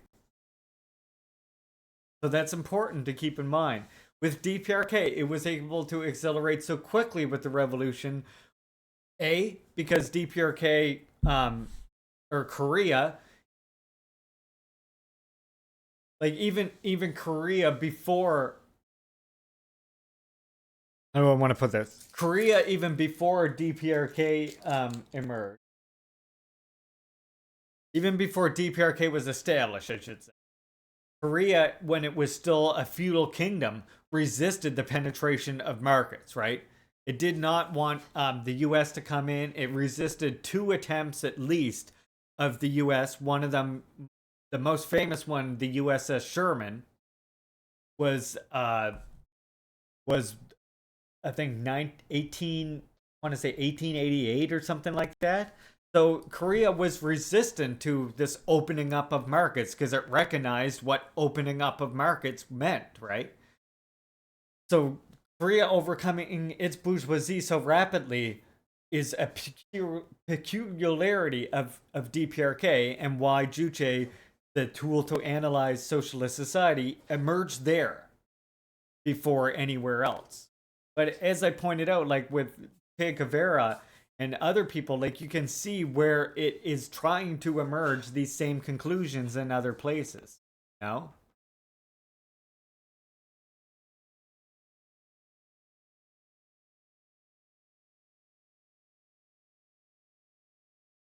Hey Kay, welcome in. And so, in addition to Korea being resistant to having market penetration from the US many times, it was also the result of the genocidal war unleashed by the US. In addition to that, that left that destroyed most of Korea. There was pretty much nothing left for the bourgeoisie to even own. And they were not as well connected as many other bourgeoisie in the world because of they just came out of a period of Japanese colonialism. So, that's a whole different historical circumstance. And that's why their bourgeoisie was rapidly overcome But now, as I say, the fact that their bourgeoisie was rapidly overcome, and you see the need to carry out revolution and to keep revolution going, because the old ideas of greed and individualism, they persist for a long time in society. And in the West and stuff, we should definitely expect that they will persist for a long time, no? And in a multinational country, you then have another contradiction that enters into the mix, where you have an uneven development of the different nations within a multinational country like China. We don't want it. Balkanization is not the answer, right? As we know, balkanization would have been the opposite of solving the problems. What needed to happen to maintain unity is making sure that the proletarian stays in control of the state, but also that the different nations have the right to determine their own national identities and their own national governments, and so on. So all the Chinese Communist Party can do is convince people that their line is correct, and convince each of these nations to draw closer and closer to it.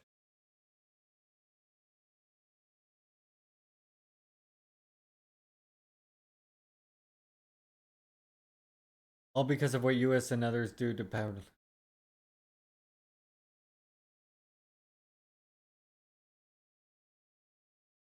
Equating communism with Nazism. Yeah, that's what they do, is equate communism with Nazism.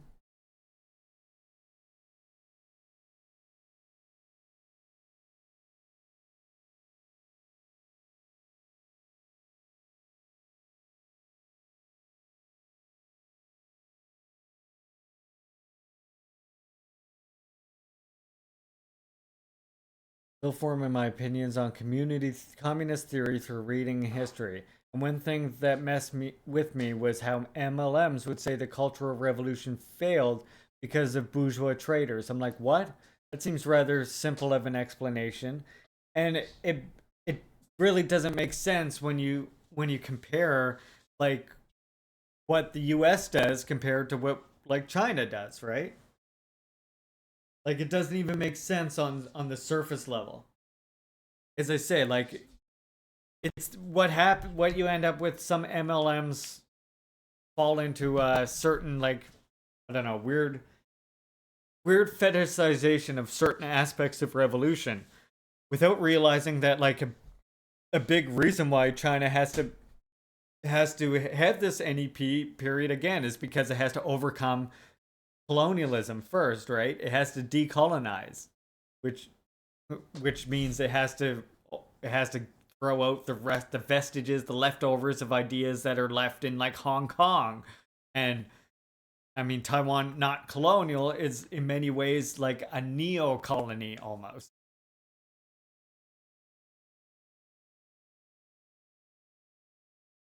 I mean, yeah, you should be able to defend, again, there's 5 socialist countries, and you should be able to defend any movement that is trying to break away from capitalism and imperialism.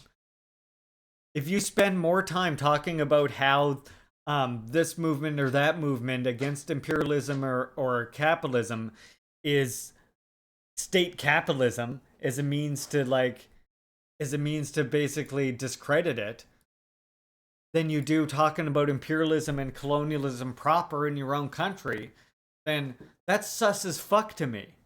That's sus as shit, you know?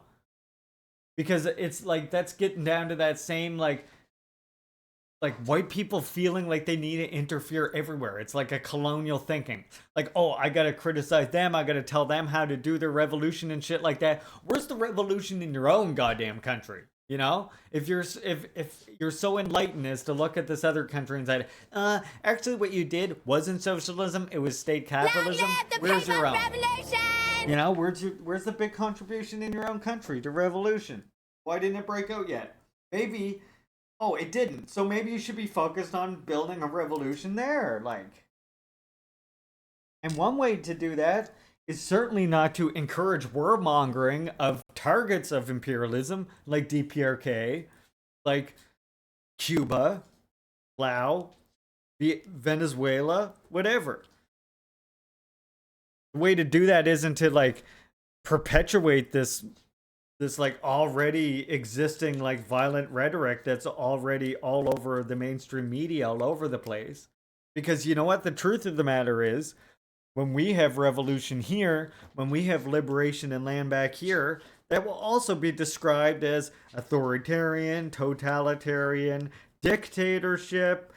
You'll hear all the buzzwords all the same, right? That's what revolution is to them. It's why Native people were first called, were the first terrorists, right?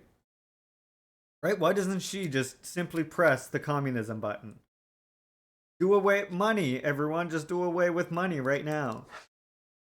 It's funny, like one thing I saw someone say in this chat I was in was labor vouchers are just money, and you can't prove you can't tell me otherwise. Like nobody ever wanted to tell you otherwise. We know labor vouchers are money. Look, I got labor vouchers right here in my own channel. And what are they being used as in my channel?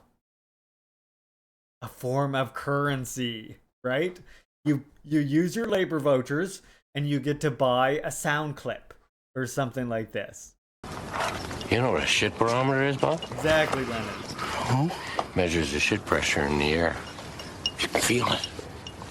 Listen, Bubs, hear that? The sounds of the whispering winds of shit. Communism is based.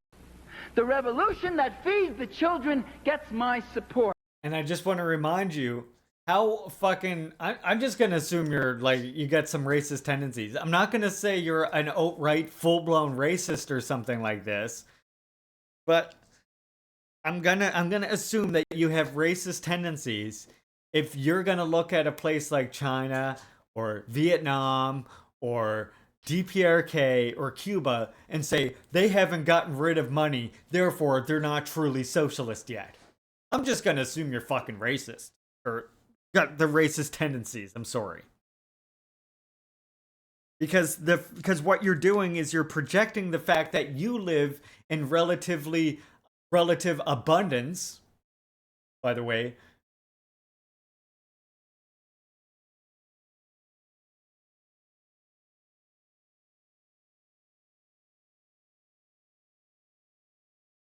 Midwestern Mars, yeah, that's North Korean necromancy. A Midwestern Mars is about the Western media false stories. Yeah, I've got some serious criticisms of Midwestern Marks. But a broken clock is right twice a day. Hey, wild man. I mean, Midwestern Marks literally just published a fucking book with, like, criticisms of Gerald Horne. And their main criticism was demonstrating the truth that fucking, that the American Revolution was a counter-revolution is somehow defeatism. No, motherfucker, that's called a scientific analysis. Thinking that the masses, thinking that the proletariat can't educate themselves and understand that is defeatism, in fact.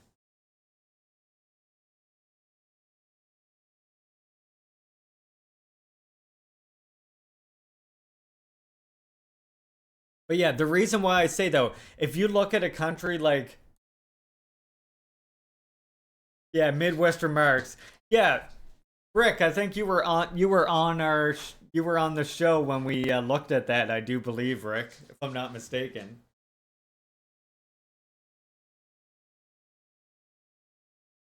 Rick and I looked at the we looked at that book and looked at the... Yeah, that's it.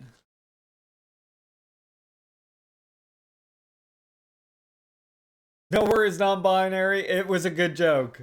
I just didn't want to read it out loud, but it was a good joke. Don't worry.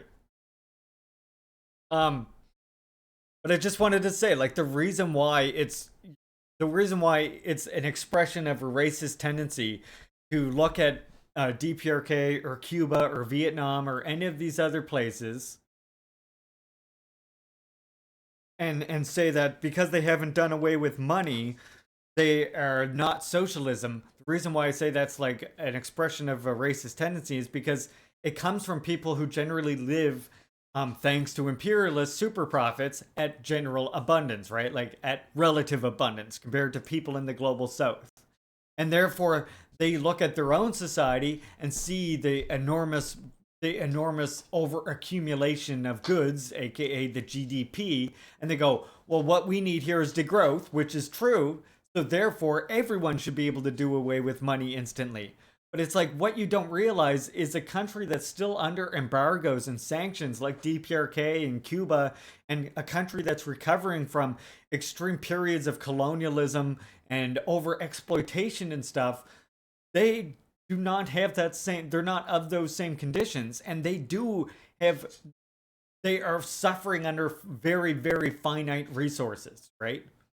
And in those conditions, yeah, currency is still very necessary.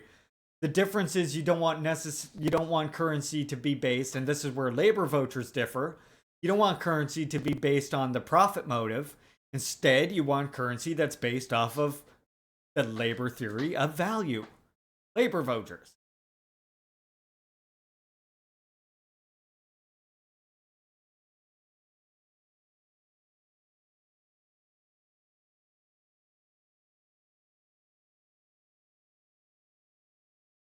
Yeah, exactly, Surfer. And I mean, even people that say, like, look, because this country is socialist, they shouldn't have money anymore. It's like, well, that country still has to trade with other countries that are capitalist. So they kind of do. And not only that, but because they have very finite resources, and because people still haven't got over greed and different ideas like this, they have to make sure that things are evenly distributed and that everybody is able to go out and voluntarily get what they need while still ensuring a fair distribution. And this is done through currency, money, labor vouchers, whatever you want to call it. Yeah. So we never denied that labor vouchers are a form of currency, or a form of money. Money is just a tool. It depends on how it's used. Just like many other things, just like religion, you know? It's not very useful to be militantly anti-atheist to the point where you're excluding religious people from the revolution. Because a proletarian opinion on heaven is far less important than the proletarian unity here on earth for building a paradise here, you know?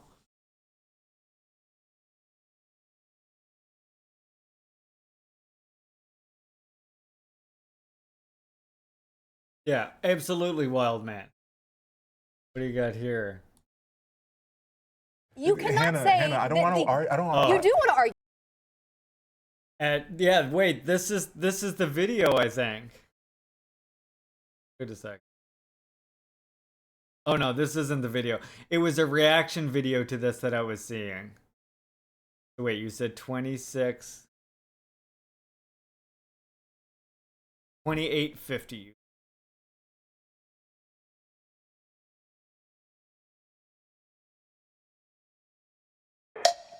Talk to the abyss. Looks like it seems like a TikTok. 2650. Disagree? Yeah. You want me to explain why first before you go? Yeah, hit me. So I'm a Yeah, well, America's not the only capitalistic country. The third one that I think is important is, where do women want to live? Well, definitely not here. Okay. sorry. Where do they want to live in North Korea? But North Korea's not a communism, though. It's a They just said they just corrected me and said it is. They're not really a communist country. I think there's They're a dictatorship. Juche is Marxism. What's that Leninism mean? combined with They're a Korean dictatorship. Well, that's good. I'm glad that we already went over this then. To North Korea real quick. Just from the They're not capitalist. They're not socialist. They're a dictatorship. It's a whole other thing, apparently. A third thing. Dictatorship. Looking at the Constitution, who could vote, who could participate within the government, within America, using America as an example? Rich, white, owning The males. Constitution doesn't say that at all. Democratically within the nation, actually taking control, rich, white, land-owning males. That was within the Constitution. No, it's not. use It's not. Sorry. It used to be. It was illegal for black people to vote. Let's do yes. a legal mandate women as well. And I use that as an example to show women did not have rights within this system. They fought for it. Okay. Aggressively with violence to make sure that they got their vote. Capitalism does not earn you your rights, especially if you're a marginalized group, because it's just not profitable. So the country, to pay other people. the country was established before like capitalist economic theory was established, and capitalists would just argue that you're they the should have nicest. had. You look like the nicest guy in the world. Please let me finish this point. Please, go ahead, Cam. Please. God damn it, Cam. God damn it, Cam. You need a notepad. No. Yeah, bring my notepad. You need a notepad. You need the notepad. Cheating. I asked. Only the rich benefit from capitalism. My God. Okay, well, to continue on, I mean, that's true from capitalism itself, yes. Other than the fact that sometimes, like I said, like we mentioned before, with state socialism, they will make small concessions to certain sections of the proletariat, the whites, in order to maintain control of the bourgeois state. DC. I low-key like the guy in the glasses. Yeah, he is pretty dapper looking, I'll give you that. Here we go. Here's a good definition of the two things, the two concepts. Briefly, the dictatorship of the proletariat is the rule, unrestricted by law and based on force, of the proletariat over the bourgeoisie. A rule enjoying the sympathy and support of the laboring and exploited masses.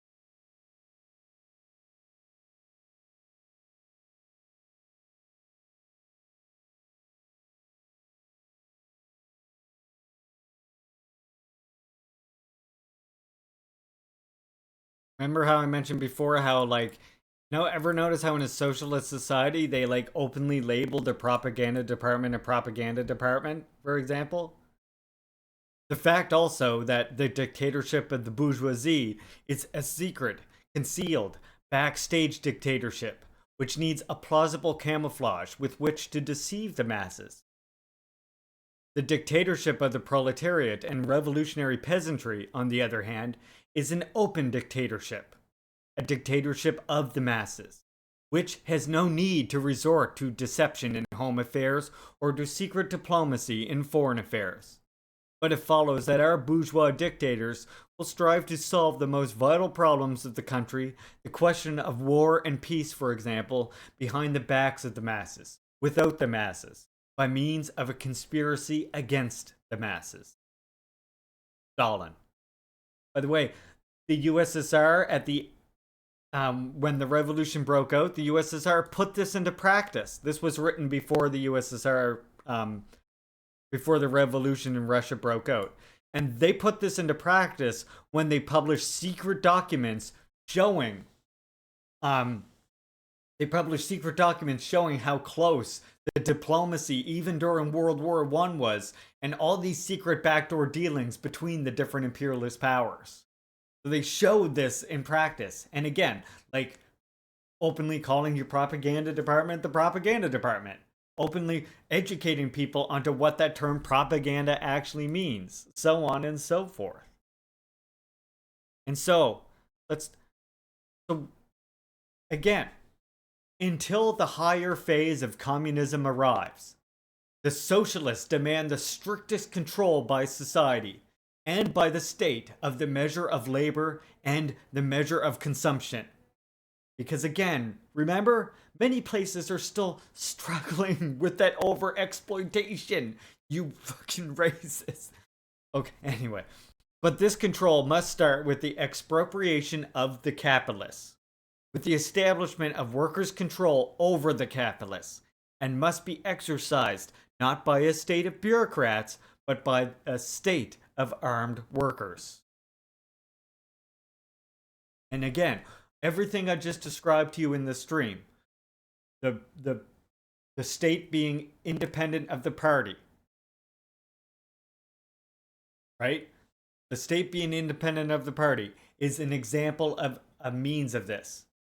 Yeah, there you go, plants.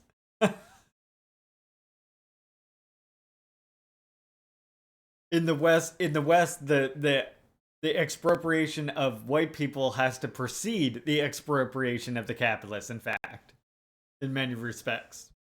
The settlers don't like that conversation, though, do they?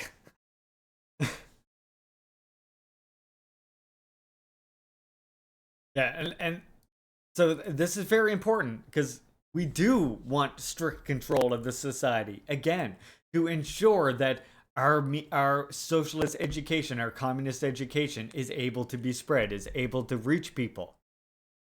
Like, it's all great that our education is very compelling and champions the interests of everybody.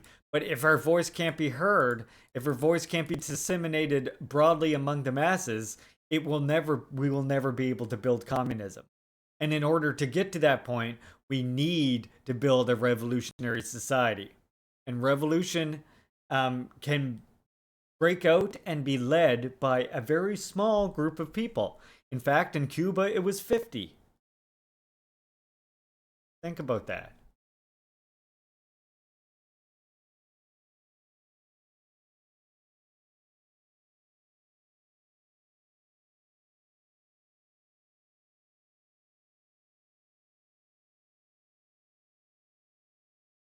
And so class struggle, of course, does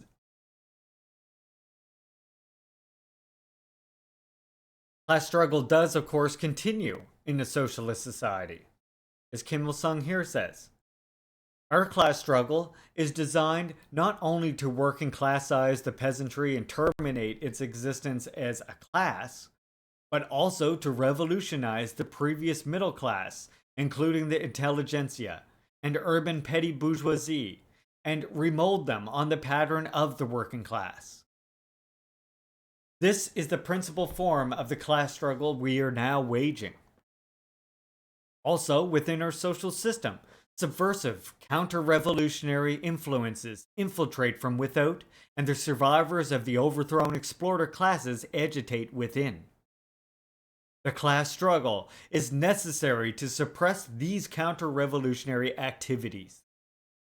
In this way, there is, in socialist society, a form of class struggle, exercising dictatorship over both external and internal enemies, along with the basic form of class struggle which aims to revolutionize and remold the workers, peasants, and working class intellectuals through cooperation, so as to achieve unity and solidarity. In a socialist society, therefore, the class struggle does not disappear, but continues in different forms. It is perfectly correct to consider the question of the class struggle in socialist society in this way. Where are those people who say, DPRK abandoned class struggle now? Oh, right, you didn't read Kim Il-sung. That was the problem. I forgot. Sorry. My mistake. Now, I do want to give you, again, I mentioned before in this stream how the difference between socialist society and communist society is a quantitative difference, unlike the difference between capitalism and socialism where you have a qualitative difference. So now let's listen to Kim Il-sung tell us what the difference between socialist society and communist society is. And actually, we'll do that after the ad break. First, let me get some weed in order to let me get some weed to bust up. I need to fill up the vaporizer. There, now you can see the side of it. To fill it up. One sec. Let me get green.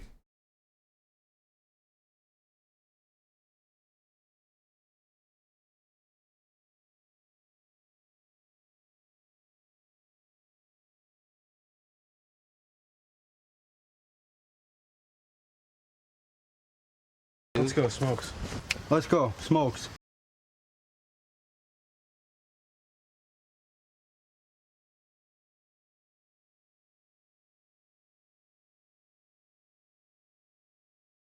There we go.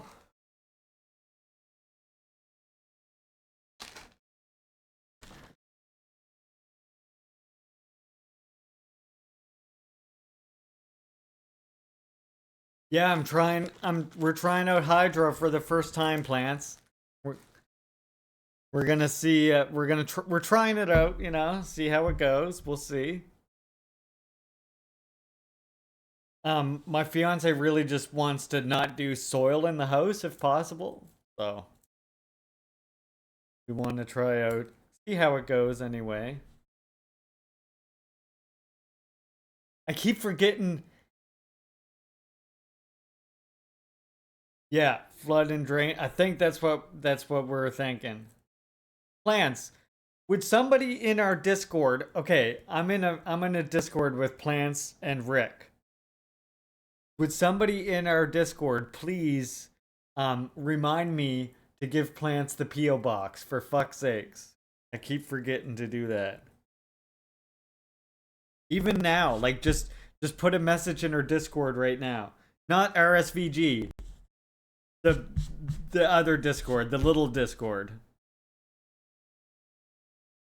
Just put it in our little Discord, Plants. Just be like, remember to give me your P.O. box, god damn it. I keep forgetting to fucking do that.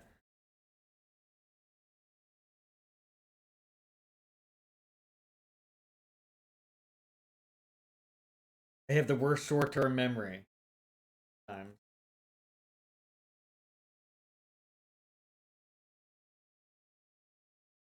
19 seconds until the end. Oh no.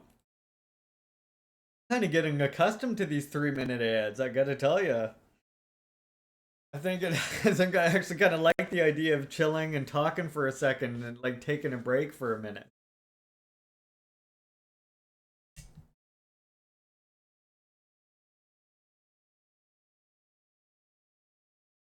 Yeah.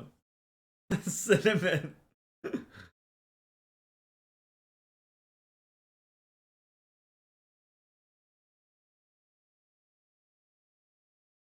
Right? That's what I was thinking. What the fuck? I love ad breaks now. I gotta fill up my vaporizer here first for cinnamon. Welcome back, everybody, from the ads. Yeah, I kind of like that. Like every hour, I get to remember to take a drink and a little intimate chat with viewers. I like that. All right, so before we went to break, I was Long about. live the Papers Revolution! Wait a sec, where'd I put the lid? There it is. Exactly, Meg. Before we went to break, I was about to give you all the definition from Kim Il-sung of communist society versus Kim Il-sung's definition of socialist society. Given that socialism is the lower stage of communism, why don't I start with the definition of that? So, oh, hi, kitty. Where you going? Where you going, Fluffy? Not on my keyboard, no. Keyboard. Over there. She's cute. You're too cute. Okay, so first, Kim Il-sung's definition of socialism. The victory of the socialist revolution and the establishment of the socialist system represent a historic change in the masses' struggle to achieve independence. But the revolution does not end there. Socialist society is a transitional society in which hangovers from the old society exist in many spheres of social life. If we are to overcome the transitional character of socialist society and advance to a higher plane of communism, we must continue the revolution in the ideological, technical, and cultural spheres. The ideological, technical, and cultural revolutions are difficult and complicated undertakings. To do away with the remnants of old society and take the ideological and material fortresses of communism. There are a revolutionary struggle to liquidate capitalism once and for all and to provide the masses with full independence. If you consider that socialist states are actually just saying they're socialist for mischievous reasons. Actually, now that you mention it, St. Lotus, no, but that's literally like, that's basically the rhetoric, right? Either they don't know they're not socialist and they're lying, either they don't know they're socialist, they just don't get it, and they need this Western white guy to say, hey, you got money, therefore you're not socialist, country. Or they know they're not socialist and they just want to trick all the white people for fun. And that's where, that's what some of the critique, honestly, that's what the critiques of actually existing socialism from anarchism tend to be.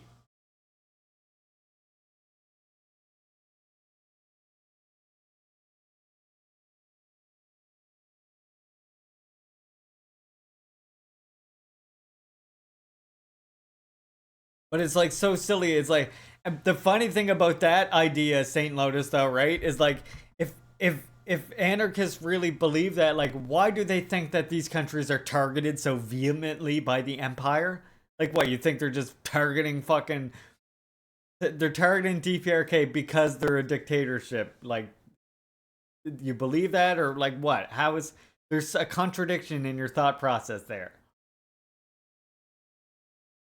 They're just going to claim to be socialist to bring down the wrath of the empire on them, just so they can trick a couple, like, white people in the West. Yeah, people will talk about DPRK not being socialist, again, because of things like it still having money or something, which doesn't negate being socialist, as we've already discussed. But then ignore, like, how the Korean War wiped out their entire productive base. Wiped out pretty much every fucking building, And then impose sanctions and embargoes on them to try and isolate them further. Which, again, that imposes scarcity. That imposes a certain scarcity that you in the West saying that we could do without money. Yeah, okay, sure. Maybe in a place where there's super abundance, although I think that the West needs degrowth, so I don't even think that's possible here yet either. Because you need to have a more evenly distributed abundance before you can start to talk about getting rid of, like, money, even in the West, right? And we won't be able to degrowth properly without some sort of currency. Because we have to make sure that the West's consumption is vastly reduced.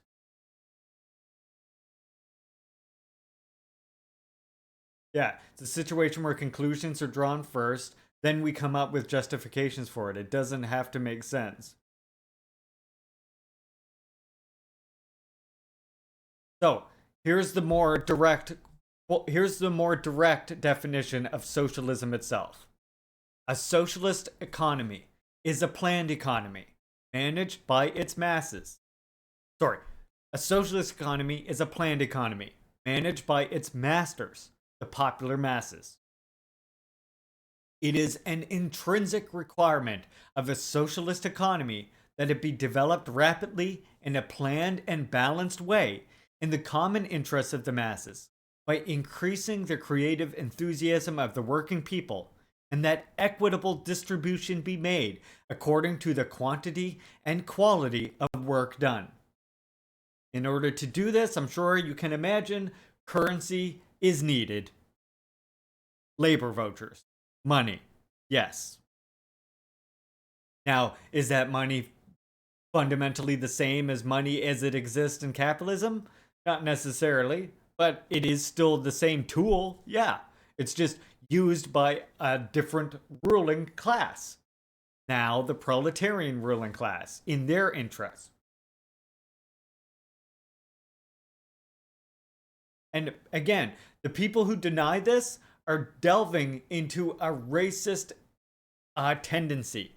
A tendency to look at the own abundance of their Western European countries and ignore that exists off the overexploitation of target countries, aka the majority countries. So then what is a communist society? Well, a communist society is an ideal society for humanity. A society in which the masses become the complete masters of nature, society, and themselves. In order to build a communist society, it is necessary to lay the material and technical foundations for communism, train people into communist types, and develop social relations to meet the requirements of communism. The harnessing of nature, the reforming of people, and the transforming of society constitute the three spheres of the masses' creative activities to achieve their independence. Therefore, these are the strategic tasks that must be carried out simultaneously in the building of communism and socialism.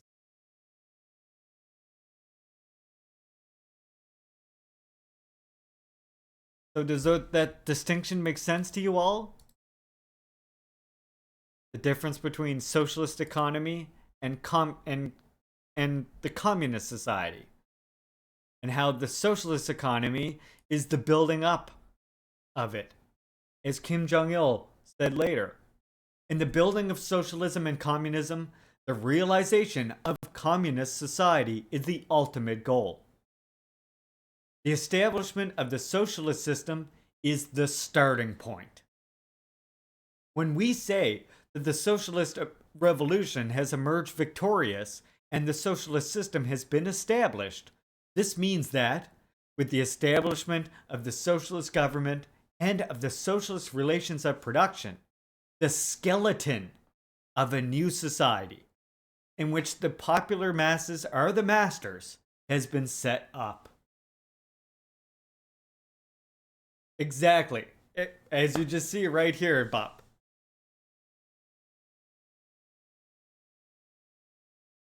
The building of socialism is the building of communism. Yes. Because remember, socialism, as Marx put it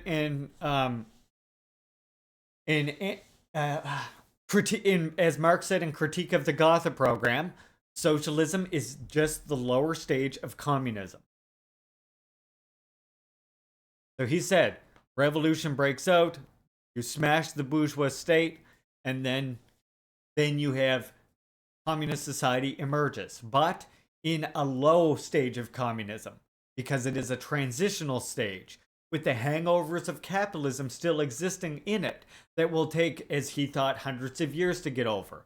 As we think now, maybe longer. It's hard to say, but many generations. Why?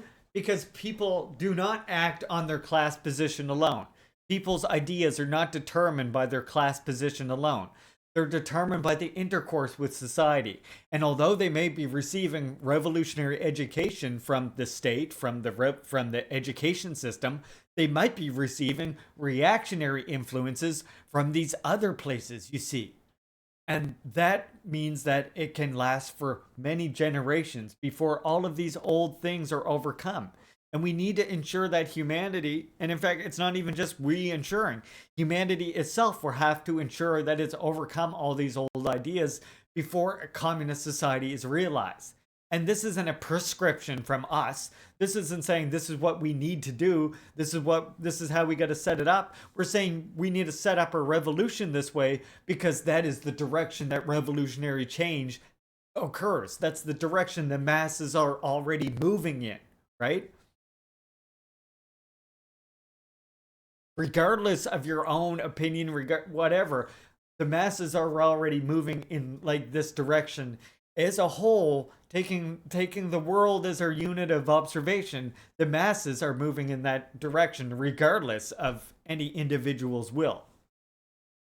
And so either you organize yourself in recognition of that, or you try to organize against it. And how do you think that's going to work out?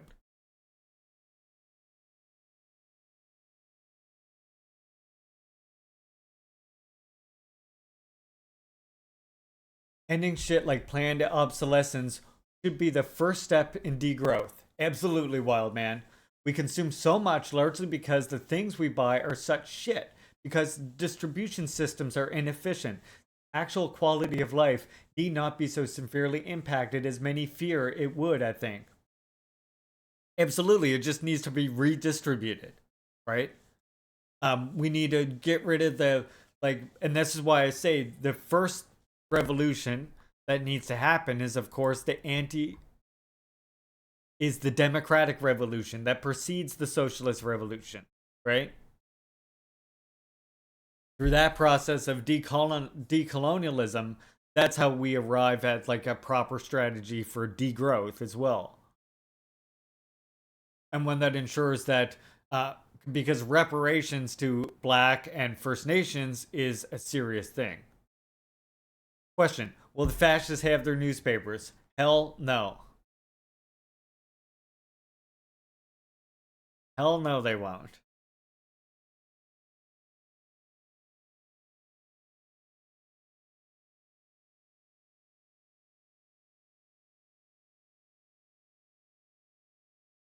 What do you think? Let's see some emotes.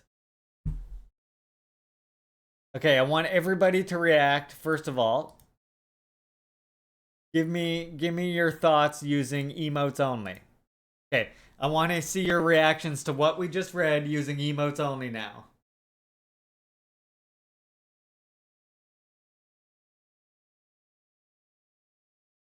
I guess I didn't even read. I just ranted most of the time. So your reaction to my long-winded rant / reading of many quotes.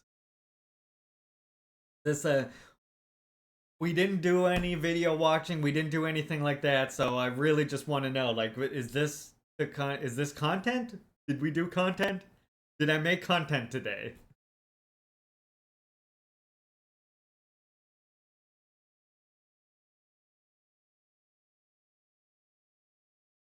Oh, I like those emotes. Bub's got some damn good emotes there. That Bub freakout is amazing to me.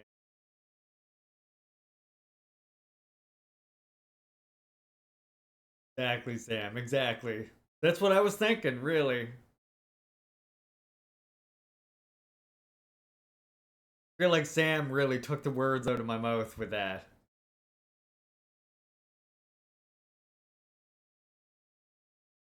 Some good green, I gotta say.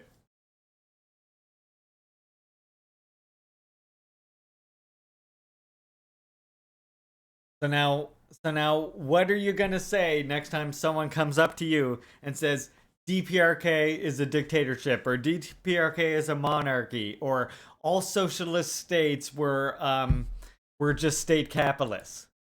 What are you gonna do then? That, yes, cinnamon, that works.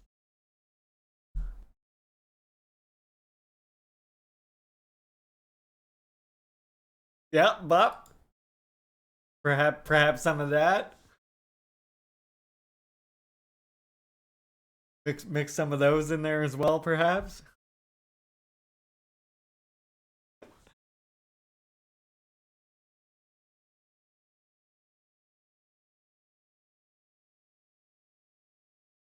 All right. You're off the emote only. You're freed. You're freed.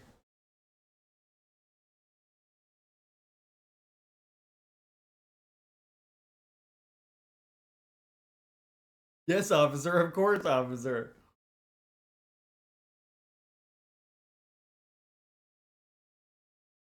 Be nice not to be bankrupted by medical care. Yeah. I hear that. Okay, well so that was content to you all, was it? Like that was acceptable? Frozen basalt, those two work so good together. I guess I'll probably cut this rant out too and put that on our thing as well, maybe. So how many of you went and liked the tweet while I was ranting?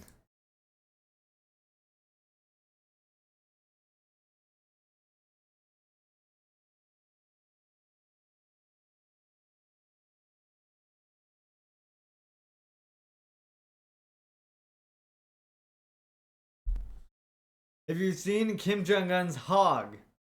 If only. We can only hope. I think it's time for, the candy now, isn't it? Well, want some video game candy? Sure, some of you don't, but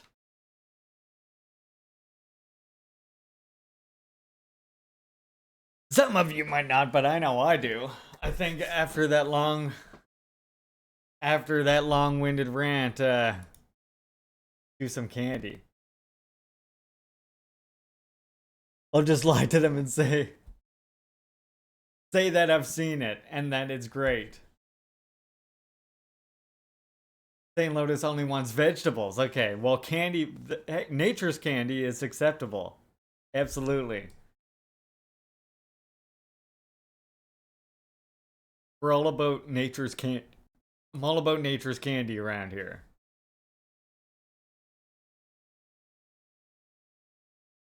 Getting a ball python. Oh. A game reward for our teacher. There you go. That's what it is. Also, we left off last time in our Super Metroid adventure. Let's change our title here. Or change our category. It's bigger than Hunter Biden's, that's for sure. Go into the retro category. And then they sign up for the PSL. Revolution occurs. The more people we convince of the beauty of Kim Jong-un's hog, I guess the closer to revolution we get. Forget the Marx portraits. Basically what I'm hearing.